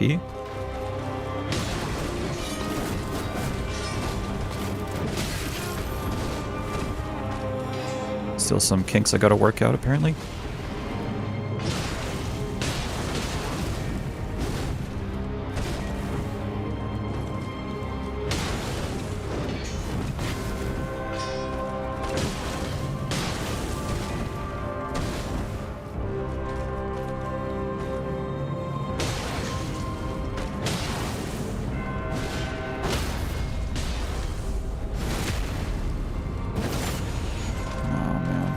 Not gonna work out very well for me. Thought so. Doing everything everybody else is doing, which is making their games more inclusive, and they're just focusing on that because that helps to distract from everything else. I do genuinely think there's a lot of people. Yeah, I think they use it as a shield. That's what it is. It's like people don't like the game and they say it's because of racism. Okay, for sure. That's the real reason. That are out there that are using it as a shield to be able to block themselves from criticism. I do think that. And if that's not what they're doing, they're just bad at their jobs in general. So there's that. But yeah. Anyway, tell me what you guys think about this. That's the one attack that doesn't work with the running light attack. There's always a lot of games and I think that there's also a lot of games to look back to. Like, I still haven't finished Dragon's Dogma, like the first game. Like, I tried to play it the other day and then, like, bugged out on me. It was really fucking annoying, but, like, I still need to finish that game. Like, there's tons of games. It's fine. Yeah. Yeah.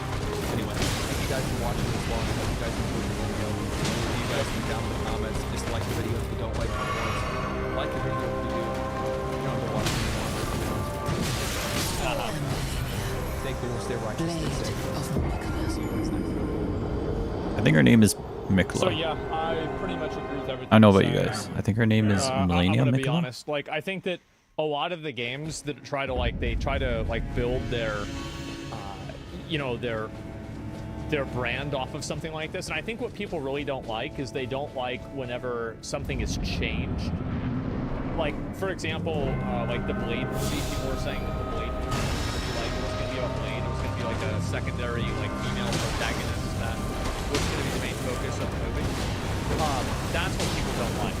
I think that the issue isn't necessarily the controversy or anything like that, because you see people that are like, yeah, we don't like this game, this is a bad game, but like a lot of the real negativity and like frustration comes from when a new game is, whenever an existing game is changed in a way that people view to be inauthentic. It's easy to reference social issues, but it's a lot harder to write good. You can platform these issues, but you need to be good at your job. Yeah. It was such a blunder. Yeah, it was. And it was very low on my video. Yeah, exactly. I mean, I think that a lot of people, and this is another issue, is that gamers and like an audience has no obligation to see things based off of your morality. And this is a big issue that a lot of these people have, because remember what I was saying before about how these people are mainly concerned with the optics of an argument? She's and up there that's for why one, they usually two, win arguments in public, like 2 seconds. but they lose arguments with the population. Not 3. Like, 2 seconds. and this She's is up the there same for like 2 thing, seconds. right? Is that it might sound bad to say these things are DEI as like another content creator or something like that, but the audience still believes this.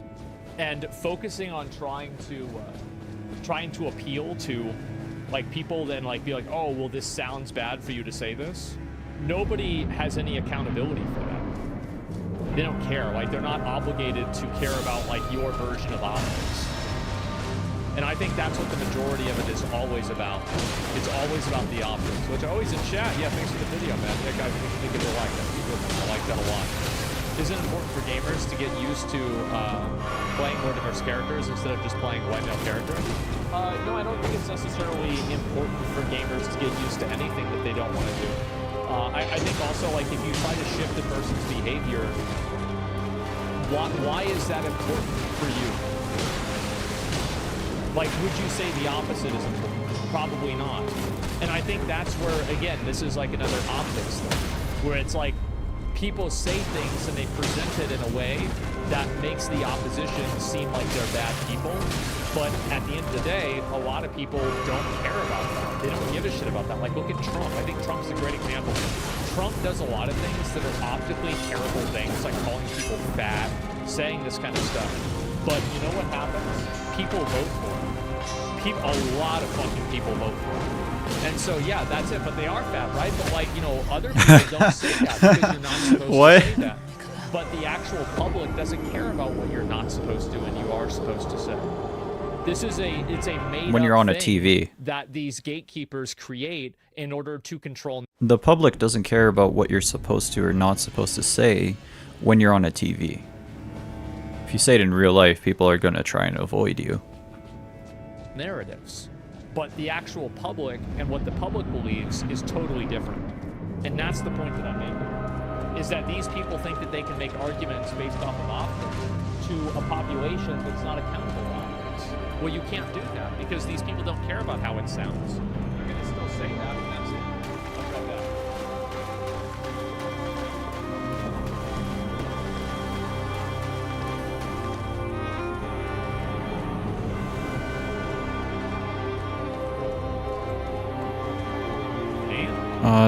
Just kill me, Melania. It's okay. What the fuck?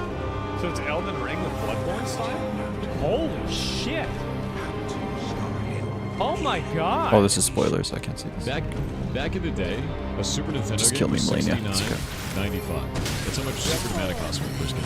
Let's go pull this up. Inflation calculator. It's the next video. I did the exact same fucking shit. Exactly. And what year did Secret of Mana launch? Was it August 95? 6, 1993. And we're going to go from August 1993. Dude, the bass on and this we'll go guy's to voice is April 2020. crazy. And probably, here's say what, 69. $140? It's almost like he's If you were to buy that Super Nintendo game today, almost like he's in in one of my today's videos. currency, it'd be $151.47. Here's the funny thing. You go to one of those vintage game stores, and it will be. So that would be the cost.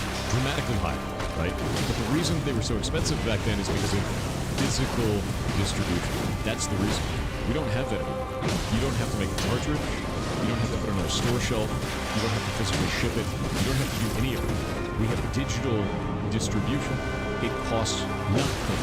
I have sold tens of thousands of copies of Heartland, and it has cost us nothing. So when we're looking at this versus that, it doesn't make sense.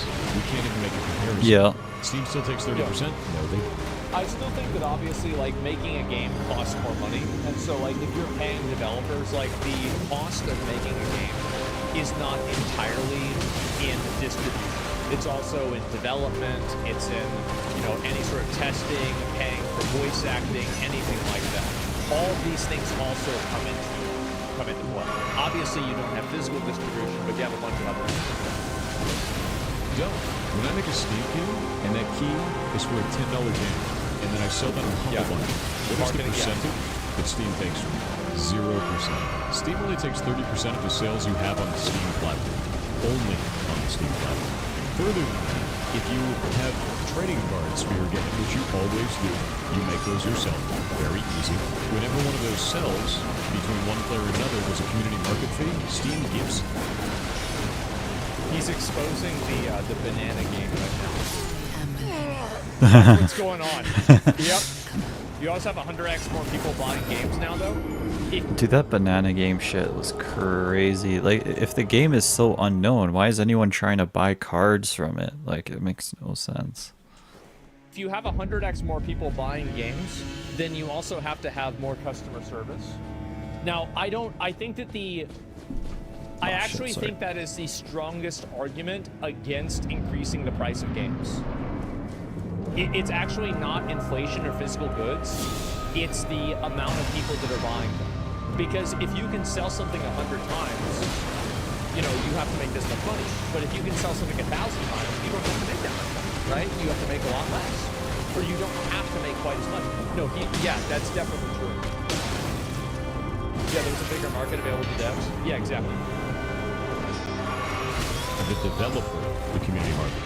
That ain't 30%. That's a lot less than 30%. Depending on how you strategize your sales, it's dramatically less than 30%.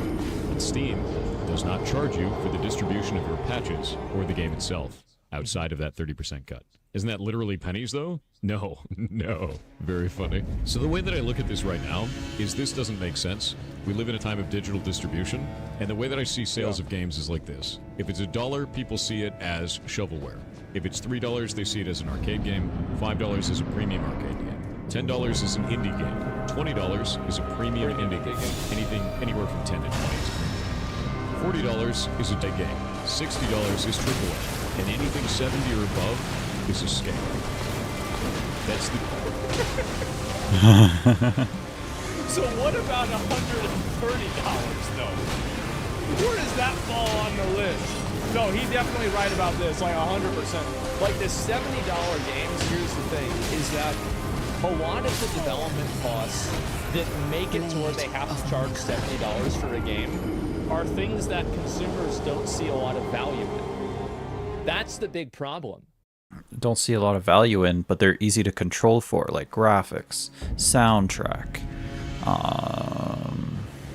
textures, visual fidelity, resolution. Resolution's kind of different. FPS. FPS matters, but above 60, it distinguishing return. Worse, the returns aren't very well. I don't know. I don't know what the term is, but like, it doesn't help over 60 that much.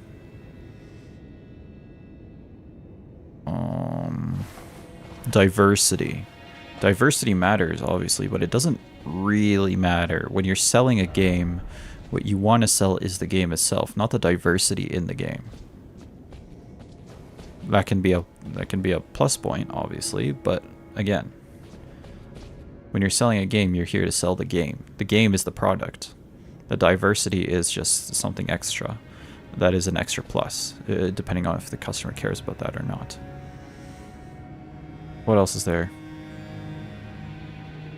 Anyway, all this stuff is very easy to test for. Be like, okay, you can very easily get some empirical data that this is that we have this much diversity. We have textures that are this good. We have the world looks this good.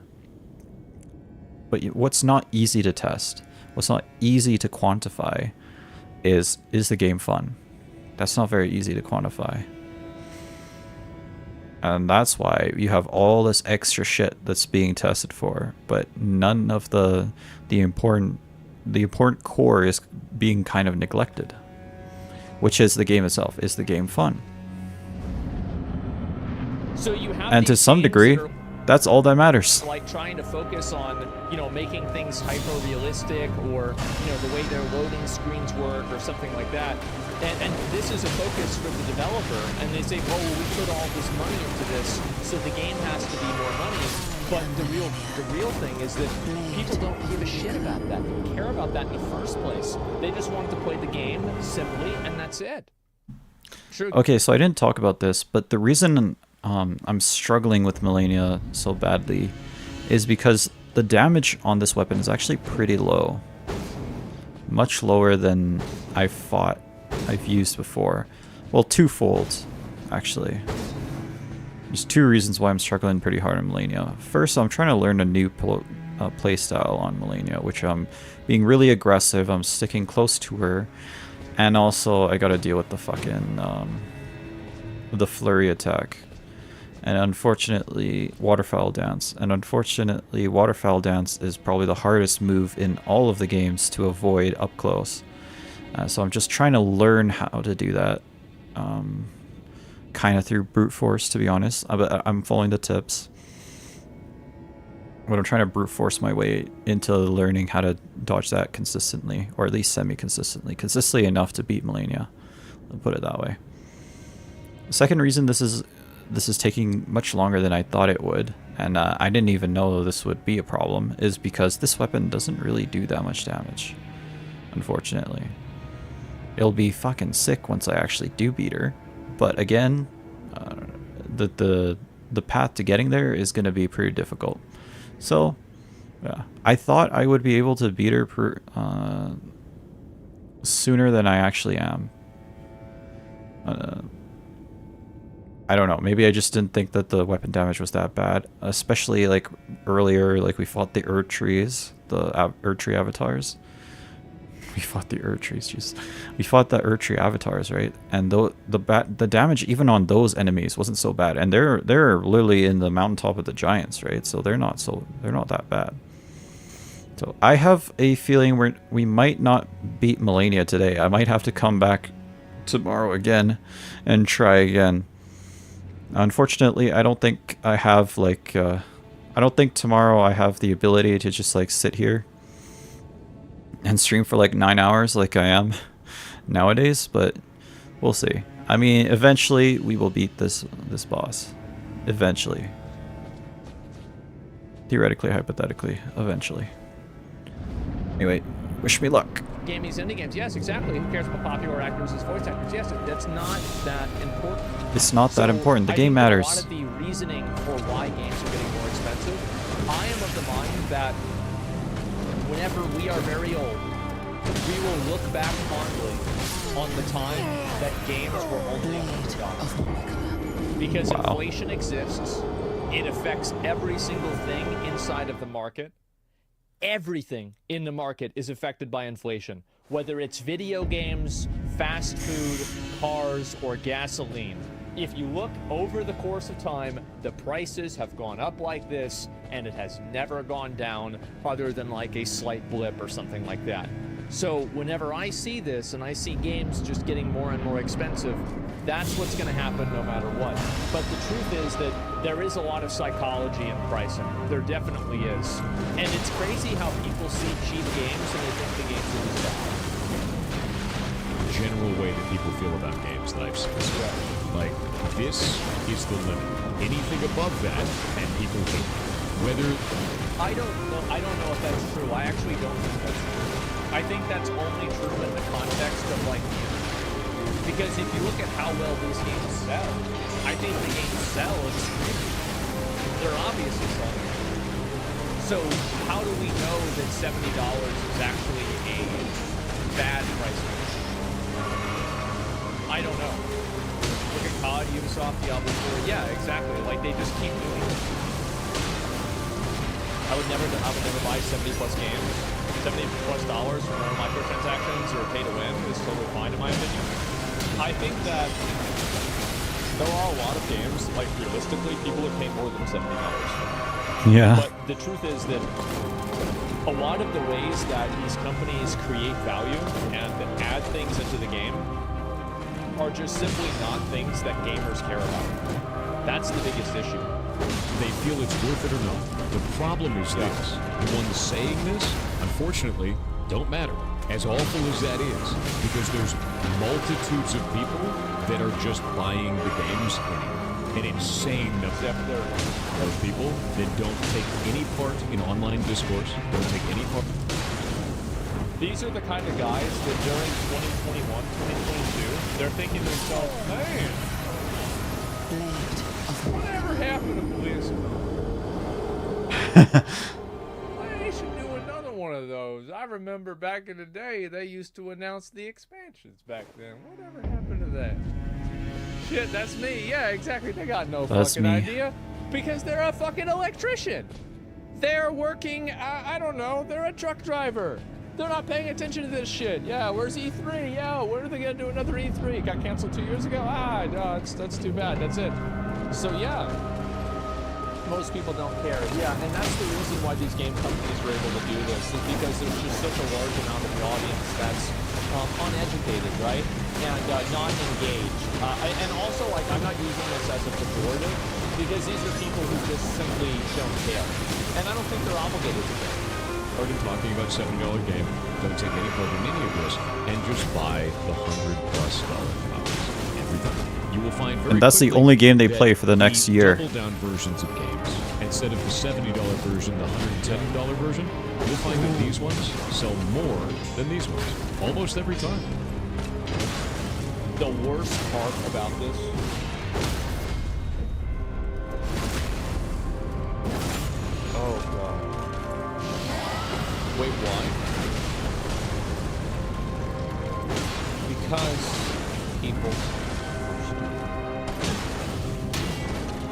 That's wrong.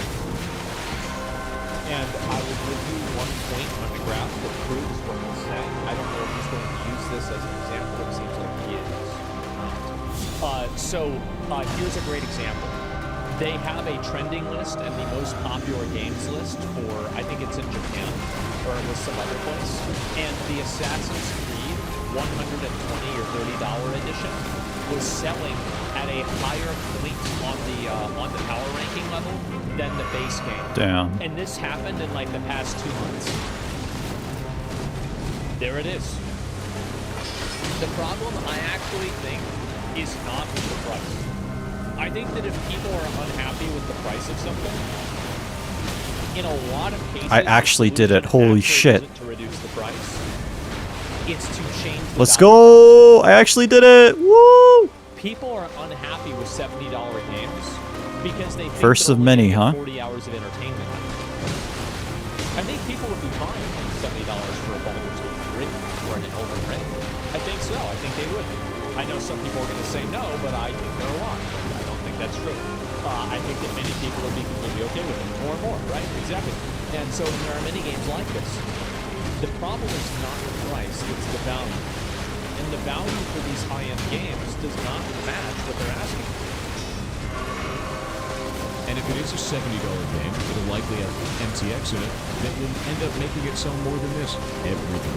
The reason that the business model works this way is because people spend money.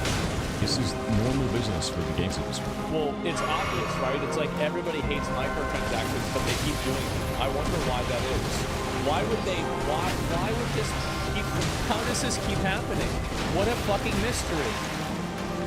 And I reject that. Why do you think our game is $10 and it won't have a sequel, and it won't have a prequel, and it won't have chapters, and it won't have DLC, and it won't have microtransactions? That's why it's $10, because I hate this business model. I hate it. $70.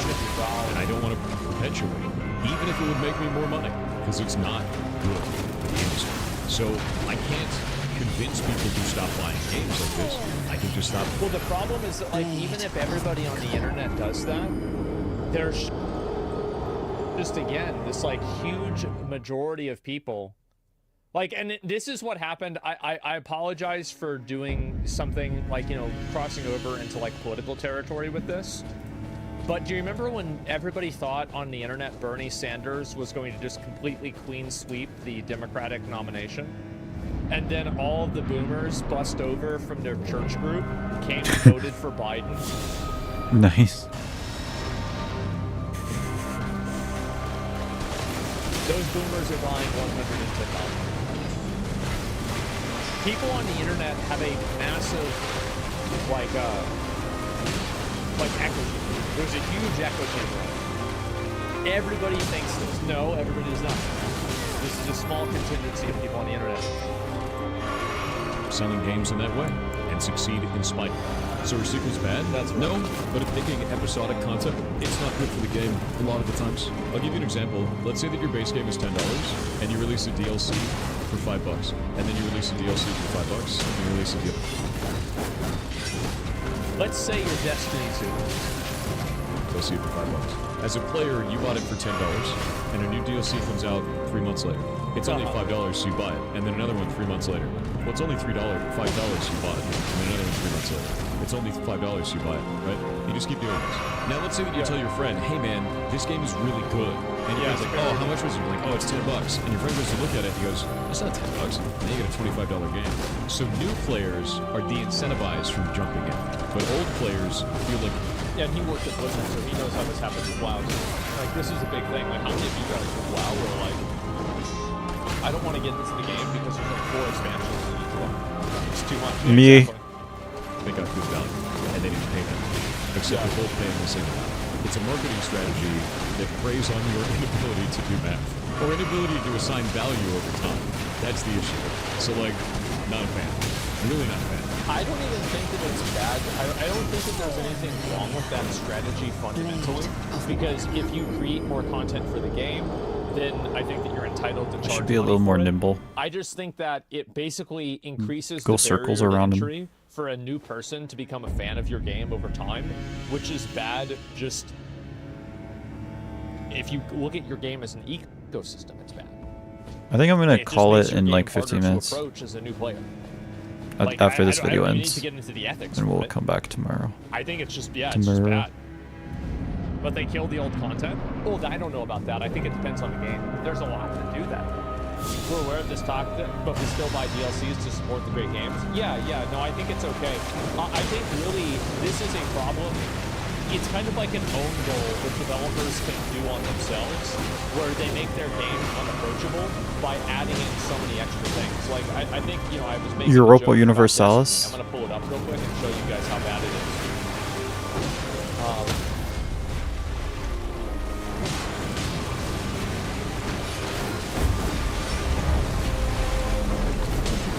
So if I look at Destiny 2, content for this game: The Final Shape, Echo Silver Bundle, Lightfall, The Witch Queen, Beyond the Light Pack, Shadowkeep Pack, Forsaken Pack, Triumphant Silver Pack, Throne of Ampton. Add all DLC card, $293. This is a crazy amount of money. And you have to keep in mind, I'm sure there's going to be some Destiny fans in chat that are going to say, well, you don't need to buy all of those. Okay, how do I know that? As a new prospective player with no knowledge or information about the topic, how do I know that? Yes, you do? Yeah, I don't know that, right? And so that's one of the big reasons why, like, for example, if Destiny 3 comes out, I'm going to play it. Fuck yeah, I'm going to play it. I want to play it. But Destiny 2 is just, it's so unapproachable. I'm not going to try to figure all this out. I barely did it for Final Fantasy 14, and that was a huge headache in itself. Look at The Sims 4. Yeah, God, The Sims 4 is terrible for this. Sims 4. Oh, it's a free game. Oh man, that's bad. Oh, that's real bad. They made the game free because there's so much DLC for it.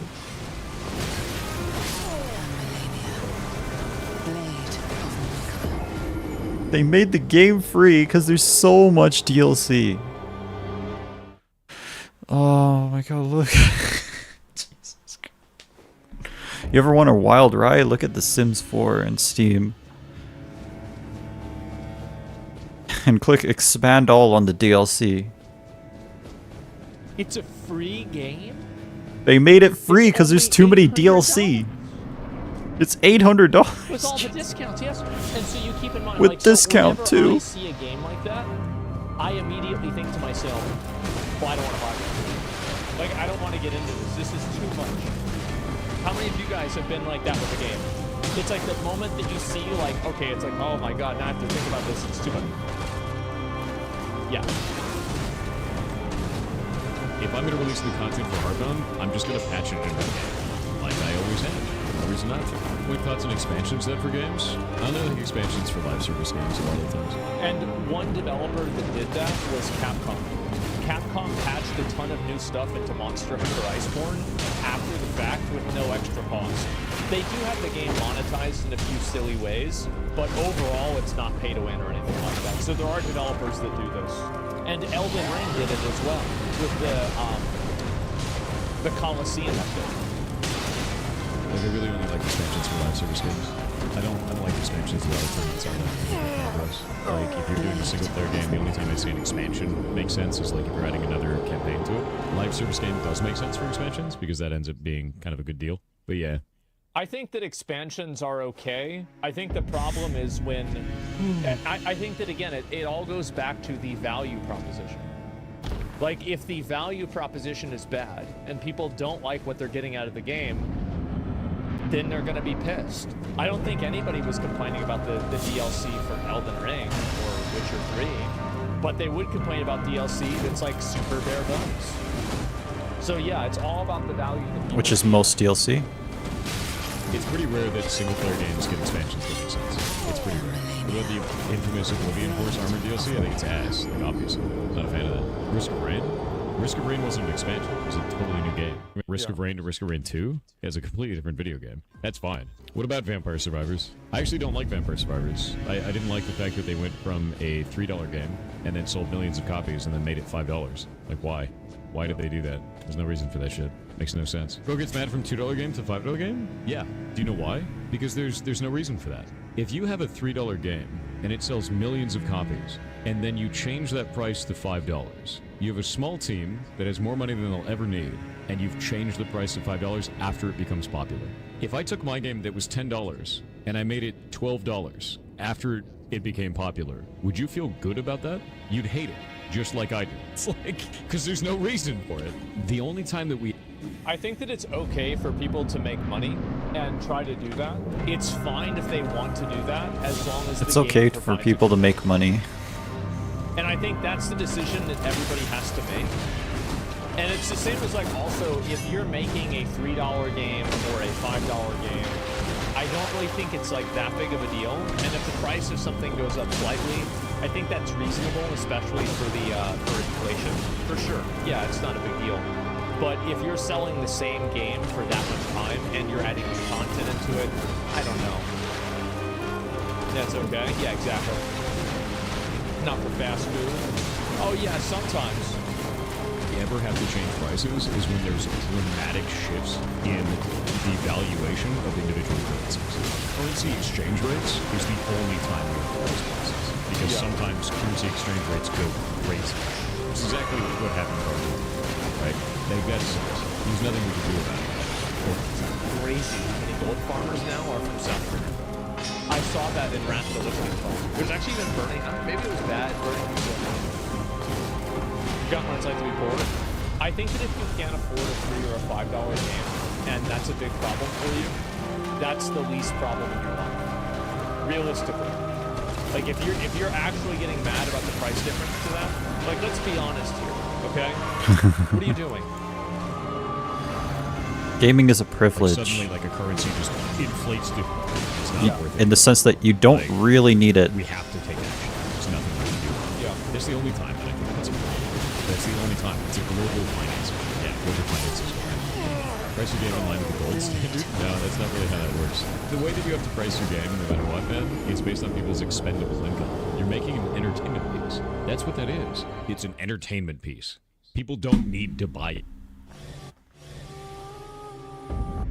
Back in the... Makes sense. It's pretty rare. What about the infamous Oblivion Horse Armor DLC? I think it's ad. Okay, yeah, exactly. Is that they're pricing it based off of what people can Which region that you're selling the game in, and you have to think... Man. Holy fucking shit. This was in, like, I think, Mississippi. Gonna have. Yeah. You want people to buy... What is this? You want people to buy your product? Make it affordable. Bingo.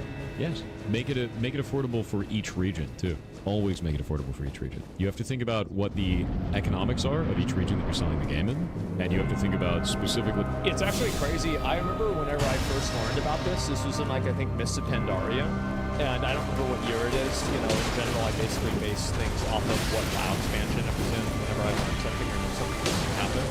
I remember in Mississippi, I learned about how much different the pricing was in, like, South America, and it was nuts, man. Holy fucking shit. It was over, like, it was like $100 at that point just to buy WoW, comparatively. It was insane. Kind of hate the prices are so different. Yeah, and that's whenever I think it might have been then, but that's whenever I became aware that Blizzard changed their prices massively, and those are the poison. How much disposable income people in that region have? Yeah, regional pricing. Always regional pricing. Always. And then you price it appropriately based on it. It's very easy. It just takes a little bit of effort, right? Are you in favor of microtransactions in the game if the game is free? I'm in favor of microtransactions if they are cosmetic in nature and nothing else. There's no reason for it. There's no reason for anything else. Cosmetics only. Can you make the art for your game? Shame it. Yeah, I mean, I think that's the way that most people see it. And there are games I've that never seen function that before. Like League of Legends or Valorant functions that way. Like, I know that you can't buy champions, and that's technically not true, but functionally, if you're playing the game regularly, you're never going to have to spend money to not have access to a tool in the game. So, yeah, I mean, cosmetics and, like, microtransactions for free-to-play games, like, you can't have a free-to-play game, right? Unless you're making people I was gonna die, obviously. Thanks on the art animation for I do the technical art, which is particle effects, shadows, lighting, stuff like that. Sony priced Helldivers to 0 in some reason? No, they didn't price Helldivers to 0 in some regions. They made it unpurchasable in some regions. Those are two very different things. Yeah. No, 0 would be free. Lol, same thing? No, 0 would be free. Yeah. They turned it... What they did was they took a selling video game and instead of... Are people... I'm so happy to see this. What a stupid fucking thing to say. Selling it for $0 is the same thing as not selling it.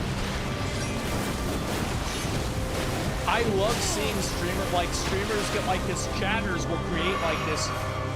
It's like the dumbest dichotomy that you can ever. Like it's like you can't even imagine that somebody could believe this.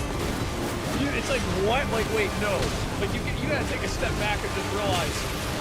Did somebody really fucking say this shit? Oh my god. Applied a 5-finger discount to everybody who wanted to go the extra mile. It's probably the greatest advertisement of piracy I've ever seen in my life. Insane to watch. Yeah, I think that's what happens. Let me go ahead and get you guys the video. Let me see here. Yeah, I think he's right a lot about this stuff with like the games being expensive. I don't think that it's a problem that games are expensive. I'm noticing a lot of like attack opportunities that you have that I didn't think about before, but you actually do have a lot of attack opportunities because you can interrupt Melania's attacks. As long as you know which attacks you can interrupt and which you can't, you can like really optimize this fight, man. But you know, I'm definitely taking my time.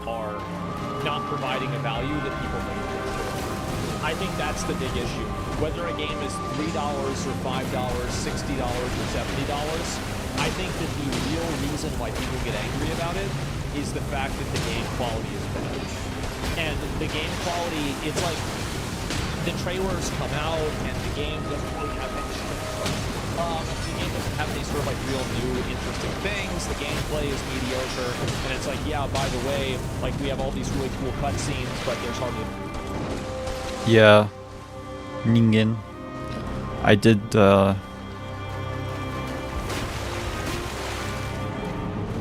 I thought I would be able to beat this, but I've been schooled. It's gonna take me. It's gonna take me. I don't think I'm gonna finish this today.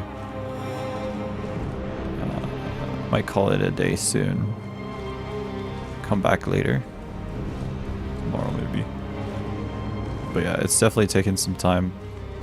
There's like two issues with the going on in this fight with right now. The first issue is that I don't deal a lot of damage. Like my attacks are not doing that much damage. So every time she hits me back, she like heals all the damage that I've done. I thought because my weapon does a little bit of fire damage it would help, but it's not really helping that much. Of course I could switch to a different weapon, but not gonna lie, I'm really enjoying this weapon. So I want to take it out, but we'll see. At some point if I get bored of the fight or something, maybe I'll just end it quickly. Quicker. Quicker. I'm gonna eat my words later if I say quickly. What was the second problem? I forgot what the second problem was. I don't deal a lot of damage. There's one worked problem. Okay, I'll remember it at some point or something. But anyway, I wanted to ask, are you in class today? I don't know if you can even hear me. If you're in class, you're probably not even listening. But we're chilling. Anyway, I'll just continue. In the gameplay. So that's really the issue. $1 for enjoyment, right? There's no possible way, value for a $130 game for me. There's no possible value for a $130 game for me. Well, I'll tell you this, right? A lot of people that watch me have probably played WoW, right? Because I played WoW. I bet a lot of people that say that have spent over $130 playing this WoW. Again, it is not about the money. It's about the value proposition. and the value proposition is just fun. That's all there is to it. My lifetime spend, easy over. Yeah, exactly. With 4 hours. Yeah, 1 Valorant's good. Yeah, if it's all digital content like physical collectors, that's probably worth it. Yeah, I got stun locked. WoW's an infinite money sink if you want it to be. Yeah, it is. How much do you think GTA 6 will be? I don't... I think that if they price it at $100, the worst thing about Grand Theft Auto 6... That would be crazy. If GTA 6 is $100, I will cry. Well, actually, I won't even play it. Not gonna lie, I'm not a huge fan of the GTA series, so I don't think I would play it. Unless it went on sale like 5 years down the line. Maybe. At best, I'll watch someone else play it.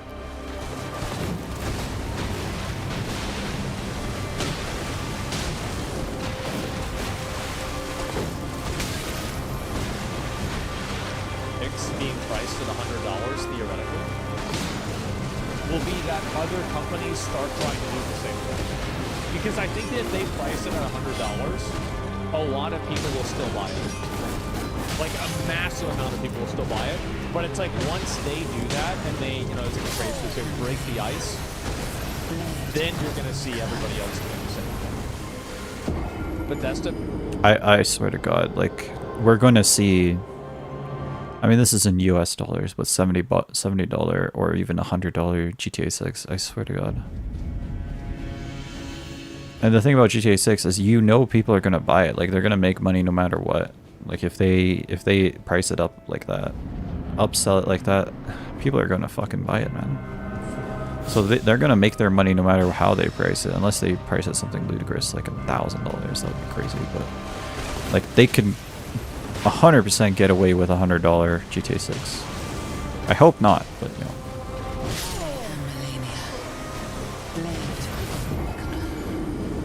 I hope not, but I mean, who are we kidding here? If you can, if you can make extra money, do it. So I mean, I really don't. Then after like Starfield and like all the drama with Fallout and everything, I highly doubt they're gonna go for a play like that. But who knows? Yeah, open the floodgates, exactly. What if they do a subscription to play GTA 6? Well, I mean, we'll see what happens.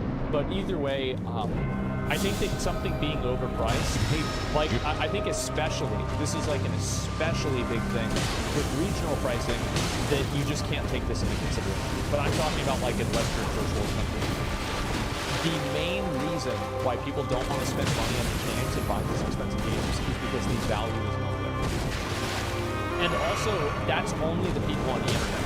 Because if you look at the top selling charts in a lot of these games, it seems like these games are selling extremely well. Even the $110 versions are selling more than the $170 one. How the fuck does this happen?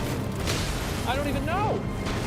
Do you remember what I said before about how Dr. Disrespect wasn't a very good decision? There are other people on the internet that are also, in my opinion, not very good decision makers. So, I'll watch a little bit of this, but I'm not that... regarding his fatty token scandal. Luckily, I archived everything. So since he's trying to hide what he did, I don't know if I want to watch this video. Mr. Medicare, that is a crazy name. Jim is... A video about Boogie 2988, but I don't know if I want to watch this. Oh my god. I haven't seen one of his videos in a while, but oh my god. Yeah, this guy's been around forever. You know what? I don't even want to watch this. We're chilling. Okay, I'll give it a couple more shots, and then we'll go to like 3 hours or something. 3 hour uptime, and then call it a day.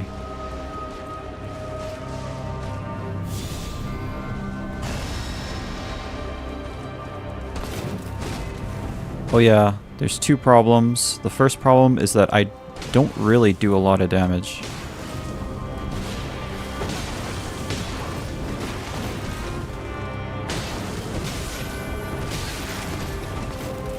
The second problem is that I don't know how to dodge her flurry attack reliably.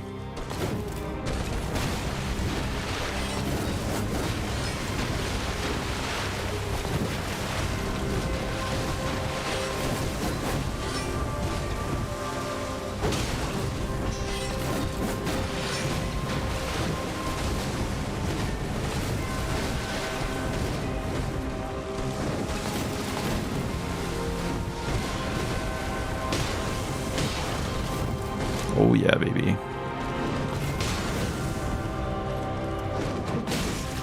No!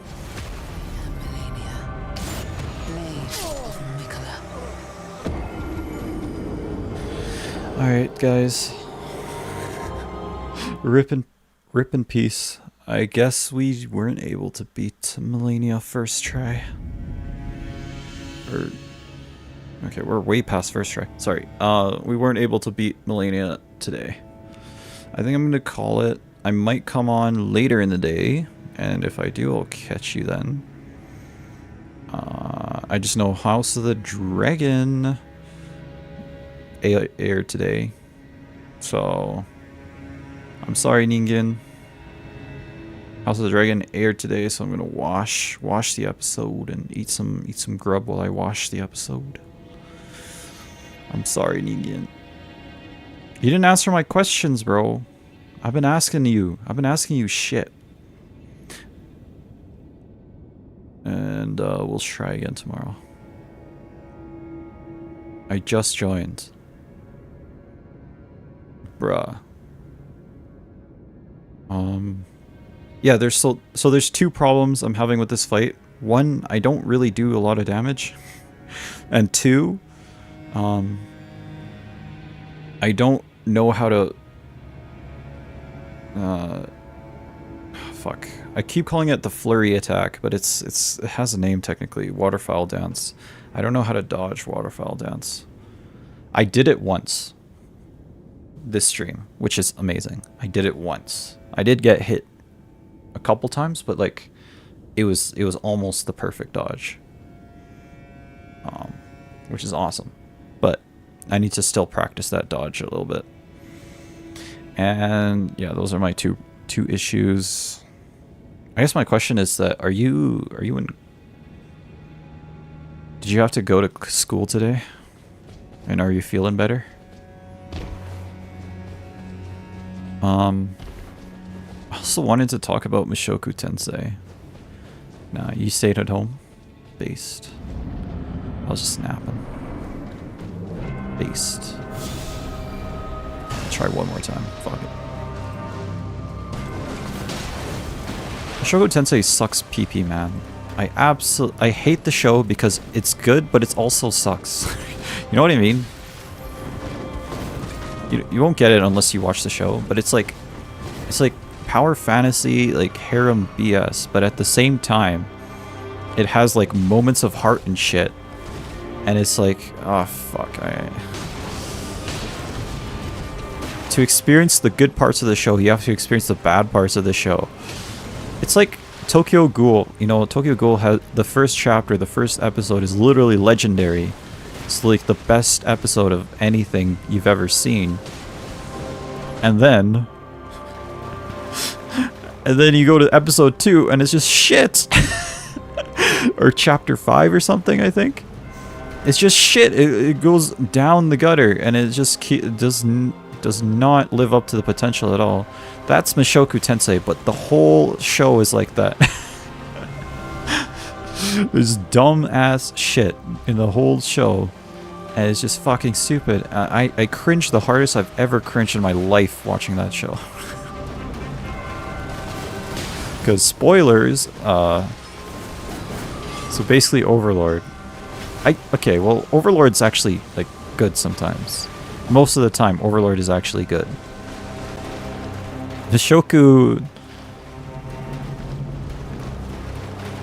Is it good most of the time? Kind of? It's kind of good most of the time, but it has its, like, shitty, weird, fucking, like... The main character is a perv, let me put it that way. And you can imagine what's going on there.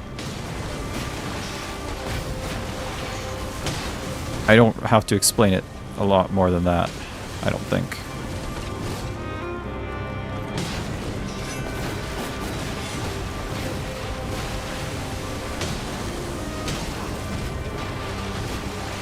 Like, he's like an absolute perv.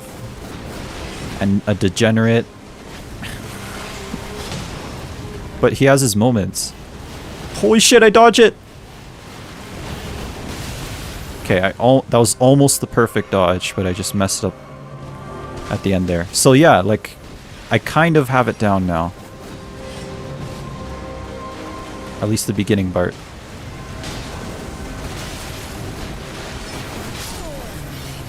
I kind of have the dodge down now, but at least the beginning part. The last part I'm still a little, like the third flurry, I'm still kind of still struggling on that part. Second flurry is easy. It's not so big a deal.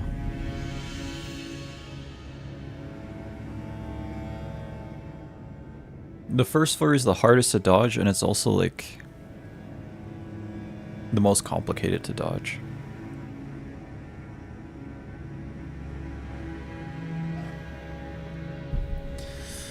But yeah, Mushouko Tensei just sucks, man. Don't watch it. I mean, yeah, just don't. Honestly, I would not recommend that show.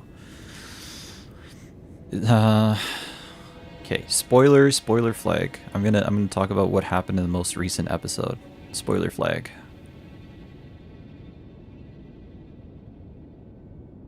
If you don't want to hear what happened in the most recent episode, then don't listen to this section. Okay, spoiler flag. Okay, cool. Mute the stream. Mute the stream if you don't want to hear the spoilers. Or actually just leave the stream, because after I talk about this, I'm probably going to end stream anyway. Okay. In the most recent episode of Mushouko Tensei, the main character, his name is Rudy, brought home another girl to his wife, who's pregnant with his child, who he left alone for 9 months. So, and he brought home another girl that he had sex with. And he asked his wife, "Is it okay if we have a polyamorous relationship and this girl is my second wife? And this girl can be my second wife." Jesus Christ, what the fuck is going on, dude? And the showmakers and the author are framing it like this is the best solution that'll make everyone happy because, you know, obviously both girls love him, his wife and his girlfriend. I just realized he literally has a wife and a girlfriend situation. Jesus Christ, okay. So he brings home his girlfriend to his wife, who's pregnant with his child for 9 months. And a little bit of an argument comes through. And you can just hear, what I cringed at was the fact that, like, I heard, like, bro, what is this show? Dude, I don't fucking know, man. It's so, like, the highs are so high and the lows are so low. Anyway, so he brings home his girlfriend. Oh, kids are screaming outside, sorry. He brings him his girlfriend to his wife, and he asks if his girlfriend can be his second wife, and they have a polyamorous relationship. And the author is framing this like this is the best possible solution to this situation. This way, no one's feelings gets hurt. Instead, both these girls have to share share this one man who can only give half his love to both of them, which is obviously the best solution, right? So, and there's a little bit of an argument between Rudy and his sister, and you can just hear the author trying to self-justify why this should happen. And that's what made me cringe. Because there's 2 levels of cringe going on here. One, Rudy's trying to justify why he should have a second wife to his sister. And 2, the author is trying to justify why Rudy should have a second wife. So I cringe so hard, man. Oh my god. Mushouko Tensei, why is it both the best show I've seen and the worst show I've seen? The best show I've seen is actually Big. Why is it simultaneously a really good show and a really bad show too? How does this happen? Anyway, don't watch Mushouko Tensei. Because you're literally gonna get whiplash from just the amazing moments that happen in that show, because the show is literally about a guy who was a complete NEET and a failure in his previous life, getting reincarnated and actually reincarnated in another world so he can actually right the wrongs of his previous life. That's the main plot of the show, and it really uses that concept to its maximum. Like all the moments that happen in his new life, he always has flashbacks to what happened in his previous life, and he thinks about it. Thinks about how if he had changed a couple things here and there, he could have been in a similar situation in his old life. He could have been in a better place in his old life. Anyway, they take that amazing concept and they add a fucking harem to it. Anyway, I'm pissed off. I hate Mushouko Tensei. Alright, thank you for listening to me rant. Let's do one more, and then I'll call it a day. I fucking hate it. It's like, at least with Tokyo Ghoul, like, it never got good again. Or I stopped before. With Mushouko Tensei, like, it has, like, genuinely good emotional moments. The guy works through his trauma in his new life. Anyway, I don't know.